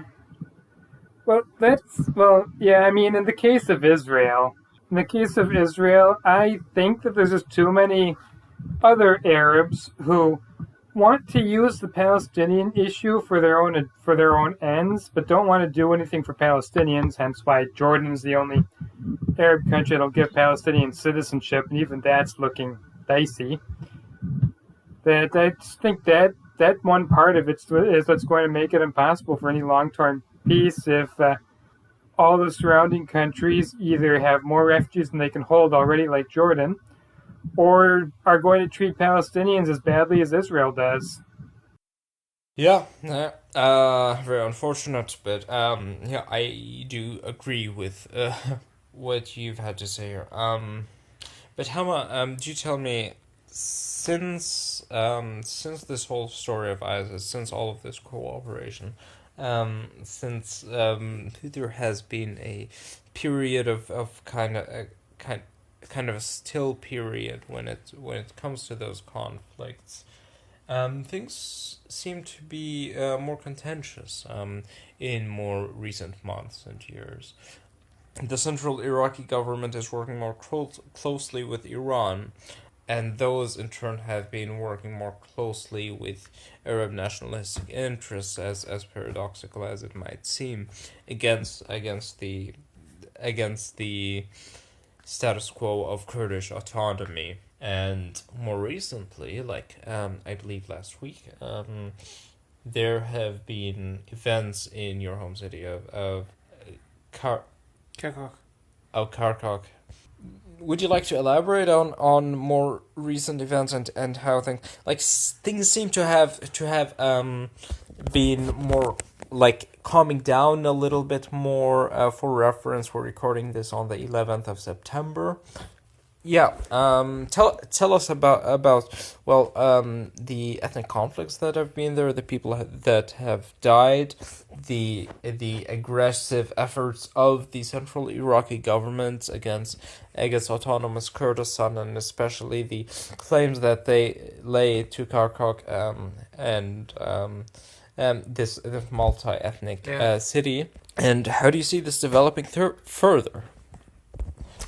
So it was only in 2017 when the Iraqi government actually have decided to basically take over Kirkuk, and I think they did it. Basically, it was there was since ancient history, I would say, since a really long time, the Kurdish have the Kurdish Patriotic Union. I would say that's our Kurdish party. The Patriotic Union is of Jalal Talabani party. He asked for assistance from Iran. That was back then against Iraq, because Iraq and Iran, they have a really long history of war and fighting each other. So before I'm talking about, of course, before Saddam Hussein, not today anymore. So basically, this party in 2017 betrayed the Kurdish. I would say that political party betrayed. We are going to politics, but I would say that every person, I believe, that knows that in Kirkuk, that this party have betrayed Kirkuk, and they gave it basically to Iraqis, because this party was protecting Kirkuk from Iraq, I would say, from the Iraqi army that they have, So you're talking about two different parties. So which party betrayed the Kurds? The PUK, Patriotic Union of Kurdistan. And which party was protecting the Kurds? They were protecting the Kurds as well. This party, the same party, Okay. very same party. They're protecting so the PUK most of. basically betrayed the Kurds of Kirkuk by conceding the territory to the central Iraqi government. Exactly, and many now in Kirkuk, they have left the party, result of that occasion that happened, and from my family to many other people. Actually, I was The PUK is also a governing party within autonomous Kurdistan, right? yes, it's really governing party within Kurdistan now. In Soleimani, they are still ruling, and in Erbil, it's the Barzani. I would say the PUK, PDK. I would say that's the Democratic Kurdish Party. And in Kirkuk, now, in that time, they were actually the majority in Kirkuk. I would say that the Peshmerga, we have, like, with us, the parties have their own military. Yeah. They have their own force. So each party has their own force, I would say. It's from the smallest to the biggest party. So the PUK, the Patriotic Party of Kurdistan, they control actually most of Kirkuk, especially from the south. And then the PDK, the Kurdish Democratic Party, they controlled, I would say, most of the northern areas and other part of Kurdistan, like around Erbil and Mosul, that areas, mostly Shenegal and that areas actually from the west. So they did betray, and The PUK basically betrayed Kurdish interests in the region of Kirkuk. yeah, like saying that we are not allowed to do that, we're not protected, and we could not fight them and stuff like that. I would say lies, and yeah, but they got better agreement, better money probably from Iran and from the Iraqi central government. So they left Kirkuk, and on that day many Kurdish were actually crying. I remember on that day it felt really so horrible for me as well. I could do nothing else except watching the news and sitting in front of TV on that day. Like everything was upside down. We knew that that's a day we lost our people, we lost our authority completely as a Kurdish. It reminds us like of a time where we had no control over anything. Now it's over. Like we don't exist. Our flags not existing longer. So on that day they pulled all the flags down of Kurdistan in the city, and basically they were looking for anybody who's trying to promote any Kurdish ideologies or nationalism, so they would beat them up and So the authority was basically given to the Arab militias and the forces. Arab militias, the forces, belonging to the central government, and Iran-backed groups there. As we have talked about before this recording, there have been explicit calls for genocide there, right? Now I was talking about 2017, so now let's go to today. What happened now again? Now, a few weeks ago, actually, the Iraqi president, Mohammed al-Sudani, they call him. So he basically said he agreed that one Kurdish party can come back to Kirkuk. And of course, they will never choose again the PUK, the Kurdish in Kirkuk. He knows already that no Kurdish will vote for that, or will agree with that the PUK comes back to that. Patriotic Union come back to Kirkuk. I am because they betray the Kurds. They betray the Kurdish, and the Kurdish in Kirkuk will never trust them. And they're the only party that's allowed to represent the Kurds at the same time there. So they're kind of putting them in a position that I think we have you either way. Is that no. I think they didn't invite the same party. So now invited the other party, which is the Democratic Party of Kurdistan. They invited them now to come back to Kirkuk and take care of the operation room, of the security operation room now again, and that together with the Iraqi government they can again form a government in Kirkuk, and to have control a little bit and to represent the Kurdish. But suddenly there was lots of protests happening, and there was Arabs coming from the south actually to the city, like armed protest, I would say. They brought like tents, tends to. What exactly are they protesting?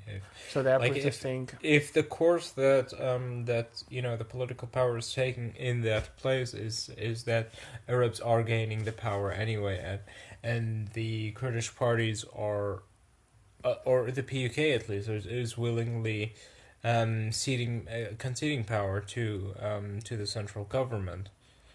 So what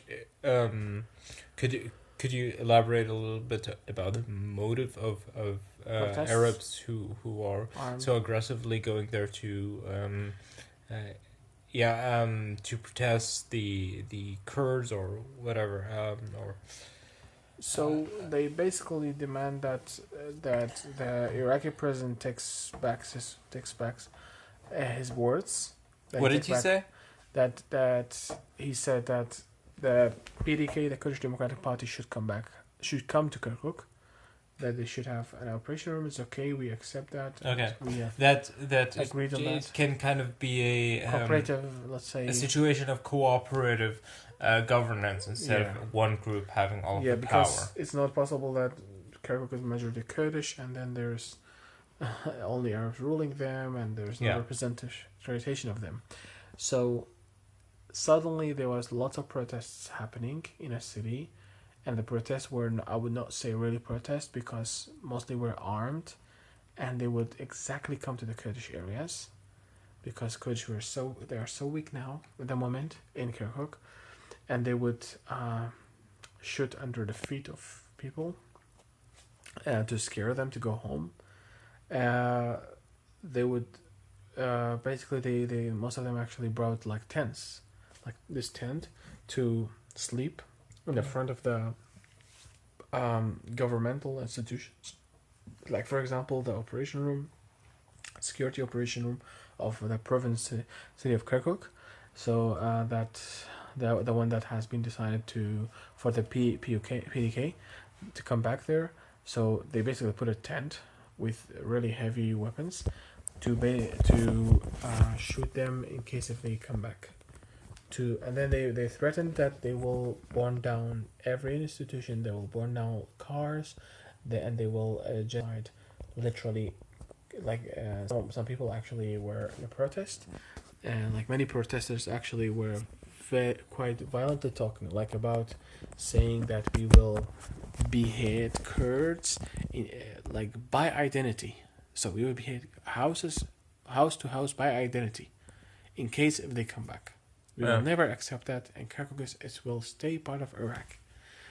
And we all know that Kirkuk can never be Iraq until like 91 Anfal, when Saddam Hussein brought like 10,000 Arabs to the city. That was Arabization of the city of Kirkuk. So he brought literally 10,000, and still until today we call these Arabs in Kirkuk. We call them. We say like in Arabic and also in Kurdish and also in Turkmen, in any language you want, stays the name. We say Arab 10,000. That means like Arabs of the 10,000. What do we mean by that? We mean the Arabs who came. So they are not from the city. They've been collected and brought to the city. So by Saddam Hussein to make Kirkuk an Arabic city. So obviously. And we don't forget that. We know that has just happened recently. Yeah. And and that's why we stick to the name. It's an operation of genocidal resettlement, essentially. Yeah, resettlement in there. So that's why still every person, if you say Arab Shaitan, they just know whatever we mean. And we had also many problems with this small group of Arabs, because they were not from a city and they didn't know how to behave in a city, and we basically could see like lots of things that people were bothered about, like in that time of that small group of people, because well they've just been used as an object from Saddam, and they had no idea. Anyway, so today, now we are again facing another let's say struggle, another big event where now this time actually it's backed like in 2017 by Iran, and so now we Kurds against Iran, Iraq, I don't know, So where's gonna hit? Where's gonna land? And where we gonna end like with this? So would the Kurds again be able to rule in Kirkuk? Are we gonna lose Kirkuk forever again? Um, it's quite difficult to say. Yeah. I think one silver lining to draw from this is that the tragedies that have happened, including the deaths of some Kurdish counter protesters to those Arab militias, is that the initial reason for those people to express their outrage was that there was a move towards cooperative governance, and an acceptance of a multicultural, multi-ethnic society in that sense. After that has happened, and within the process of, I really hope that the situation is calming down. Would you assess the situation as like calming down or getting even more tense at this moment in time? Like, if you imagine a graph basically where at certain times like tensions are going up, sometimes they go down. Would you how would you describe the trajectory of the conflict at this point in time? Well, I think it's Like, or at least like in comparison to say a week ago or 4 days ago. now is like, I would say it's things are still now more still and kept, and like it's just basically times like freezed because of what the politicians said, and we don't know what's gonna happen. And as soon as there's another thing coming out of their mouth, again, people gonna fight again, and people gonna go on streets again to protest. And from the Kurdish also, they were protesting like 2 days It's ago. hard to Exactly. assess basically. Yeah. You don't know. Like it's Friday, it's so we don't know it's exactly basically it's basically like flat, and it might go up, it might go down based on Exactly. Yeah, like but that. more So it recent depends what political is development, what political development. Whatever they say, I know there's people preparing for this. So people are just basically home and waiting for whatever comes out of their mouth. And if they say yes for that side, so we basically want to rule as well. Yeah. But they wanted like completely, and the city should be belonging to the central government of Iraq. And that's a problem. That's the only thing. So we don't know what's gonna happen, and it's gonna escalate way worse than it happened. That we gave now some Kurdish protesters have died and got killed, and hundreds have been really injured recently. So would the number gonna go to thousands, hundreds, whatever? We have no idea. It could go, because I think Kirkukians, we would say, they will never give up on Kirkuk. Yeah. We are sure about that. We will give up on really many things, but that's the Kirkuk is really like, I think it's like very personal to every Kirkukian there living there. And basically Kirkuk also, let's not forget that Kirkuk is the heart of Kurdistan, they call it, because that's where the blood, and we say like oil, is pumps out. So without Kirkuk, there's no Kurdistan. Yeah. And without Kurdistan, there's no Kirkuk. I mean, like, it's just. So so to be fair, I have been told by previous guests that questions like this kind of put people in positions of answering questions that are almost impossible to answer. But I'm gonna put the question in the air anyway, and see where you take it, how you play with it, and basically, what you can like what parts of the puzzles you might be able to contribute here. So the question is, how do you see the development of Kurdistan and Kurdish autonomy going, and do you have any reasonable hope of Kurdistan becoming an independent nation with complete autonomy, and how do you see that possibly developing and coming about in the future?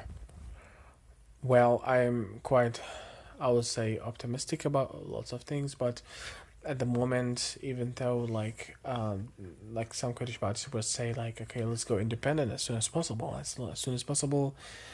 that we make sure that we made it. Now we have, let's say, Kurdistan has been recorded as, let's say, as a nation and a country and all that before we are lost, before something happens. But I would say, like, no, we can't risk that for now. Like, we cannot do it like within this maybe 15 years, or because I would say we have ourselves, we have problems still with each other, or like we have, there's lots of things that we don't agree with each other, with each other. So about many things, and so the politics, like from the north and south, is so different with Kurds. We have like Ocalan Kurds, where they're basically the left, and we have this conservative right Kurds in the south, and so we basically two different far politics and views, and it's quite difficult. And now if the world is busy with lots of bigger threats, like economic threats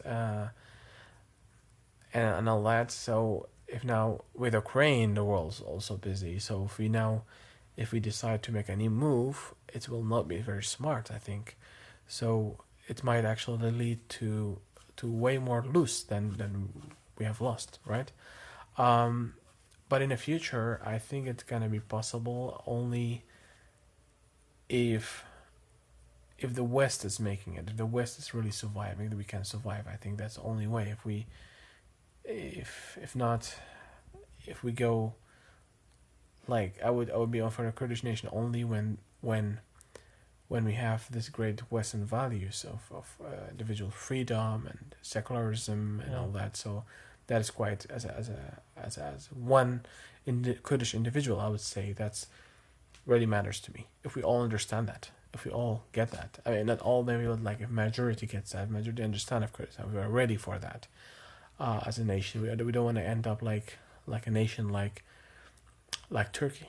I would say Turkey is a good example for us. Like Turkey, how Erdogan is ruling it for many years, and so basically, I would say a failure. So there's this war between secular Turks and religious Turks. Like, I don't want to have none of that. We don't want. I just want to make sure that we all understand freedom. And nor do we want a fate that is analogous to that of Israel, right? I mean, you might disagree with me on this a little bit. I don't know. Maybe you do, maybe you don't. But I think something that's representative of the history and development of the nation of Israel is this kind of spiral of aggression, this spiral of conflict of basically, you have Jews being persecuted in different places. They flee to this area of Palestine, and like a lot of Arab communities respond very aggressively. They don't wanna share political control or anything. They reject all kinds of cooperations. At a certain point, there's backlash. There are atrocities committed by both sides, and you end up with this kind of solidified hatred that seems almost impossible to solve at this point. I really hope there is a way to get past it at some point and have Israel exist side by side and eye to eye with the Arab nations around it. Now, unfortunately, as an aside, something completely unrelated to today's topic, but since I said this, I do have to say that the normalization of relations between Israel and other Arab nations like Saudi Arabia and the Emirates is, although I support this kind of thing in principle, I am very regretful about the way that those things have developed in basically the most authoritarian way possible, and in a way that puts the populations of places like Jordan, Saudi Arabia, and Egypt, as well as the Palestinian people in great danger, and robs them of a lot of of the minuscule freedoms that they may have had previously. But anyway, that's a completely different topic that we might talk about in a future episode. But yeah, my assessment would be that a development like that of Israel would not be ideal or worth striving for. Would you agree with that? Well, I think I partly agree on some points, but I'm quite picky on that topic. I think well, I think taking Israel as an example is a good thing, because we are also surrounded by all these countries. Yeah. And so my having access point to the is sea, it's not a good position to be in, to create a nation where all of your neighbors are your enemies. You don't want that. Exactly. I mean, that's really scary, because when you think about access to the sea, it's also like, we are trapped between, and we need, like, if we get sanctions from all these nations, it's going to be also like a difficult situation. It's going to be also a suicide by Kurds, by the hand of the Kurds, I would say, or politicians, and that's also, we have it way more difficult than Israel, I think, in the area. If you see the map, Yeah, exactly. So that's going to be, and so it necessarily has to come through Yeah. cooperations with the neighbors and with the people around, like Arabs and Persians. But for and now, Turks I don't see any. Have to it has to be with their sympathies and with the cooperation and with the mutual benefit of all of those groups. I think if the nation, if Iran, like, if the Islamic Republic, if Iran falls anytime, the Persians going to be our first friends. I would believe that the Persians will be the closest friends to the Kurds. I think that's from my perspective, and then it's gonna follow, maybe, if that ever happens. But if that's not gonna happen, so we will have to wait probably. I don't see any hope for now, and we have to wait. I don't know how many hundreds of years. Yeah. So and that's exactly why I was very surprised, actually, to hear you say that you're optimistic about the future of Kurdish independence. I'm optimistic about any time, because that's something I believe that we're gonna have, because we are gaining number. We are way more than we were, and we survived. We have shaped our identity, in a certain way, and so that's why we are gonna exist, and we're gonna be. We have now lots of influence, or a lot of people around the world, and working in different places, and having really effects on a lot of things. So I believe that I see some. I don't see a way out right now, but I would say in the future, maybe things gonna be different. So I don't know, like, what's gonna happen exactly. I have really no idea, but yeah, I'm still optimistic about it, because I know how Kurds are. I know how much they want independence, and they want to speak their language freely. They want to name their children freely, and that's what I know. That's how optimistic. That's the only reason, to be honest, why I'm optimistic. I don't have really way other reasons. I mean, part of me, honestly, is like, in general, I kind of have a different view. I'm honestly not all that optimistic about Kurdistan being its own independent nation state. As far as the whole nation state paradigm goes, I don't think I have a fully formed opinion about what the fate of this world order is going to be, right? Because nation state as we know them now are kind of an invention of the early 20th century, really. Before that, we had empires. We had completely different state forms, and now we have the UN. We have like every nation having its state, and like there's a specific structure that's very modern here, and And I will at the very least say that I am skeptical of Kurdistan gaining, or the Kurdish people, better said, gaining their autonomy under the nation-state paradigm that we have in our world right now.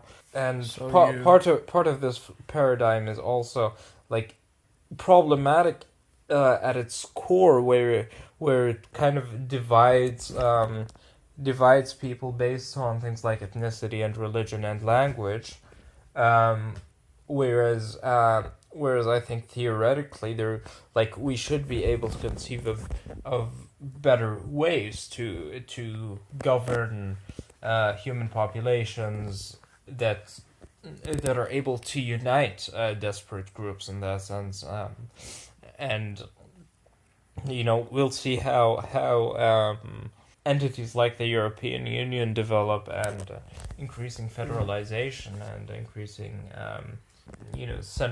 centralized or shared governance when it comes to large groups of lands, and complete separation. I think is very difficult at this point.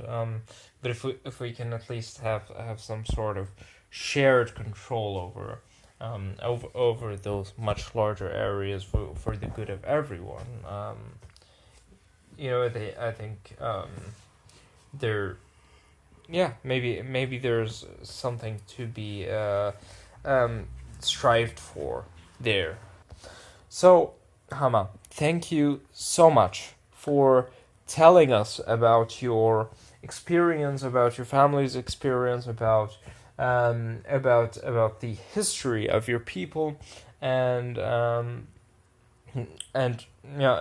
your nation, your ethnic group, and and the problems that they have faced, and the efforts that are ongoing to overcome those hardships. Yeah, I sincerely wish the best. I wish all independence and autonomy and freedom. Do you have any last words or anything that you'd like to say to the audience, or anything you'd like to express before we sign off here, Hama? Well, I'm already really glad to share this part of my my story, and this about this part of the world, and that is really I think there's lots of things that needs to be more heard, I believe. So I'm already glad that I can actually contribute in that, be part of that, and especially in this podcast as well,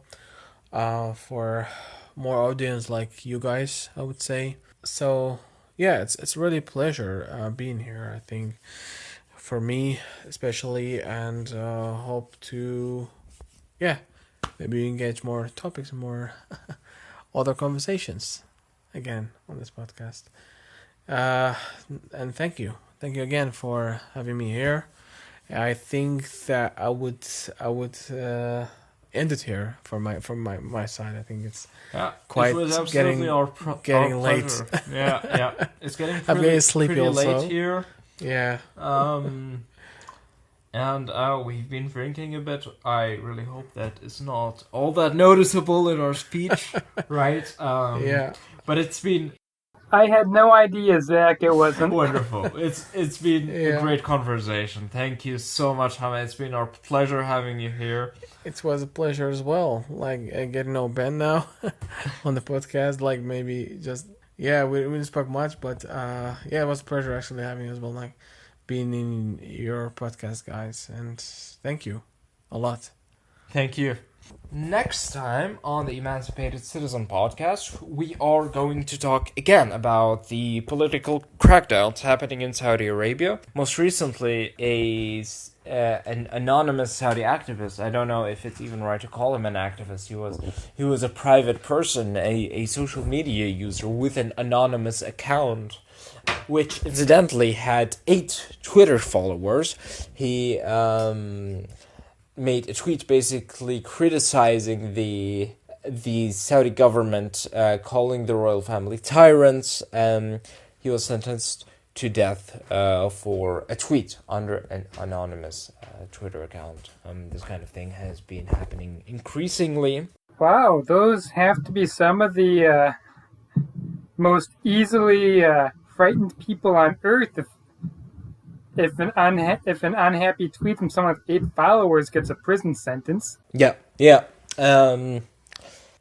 So there are a lot of very important developments that have to do with Saudi Arabia and the situation of political freedoms over there, and how the government is increasingly cracking down against activists and social media users, people with divergent opinions on religions and things like that. So in any case, thank you everyone for listening to our show today. It was a pleasure. It was a great conversation. I hope you guys enjoyed it as much as we did. Have a wonderful rest of your day or rest of your night. Stay safe and take care, everyone. Bye. Goodbye, everyone.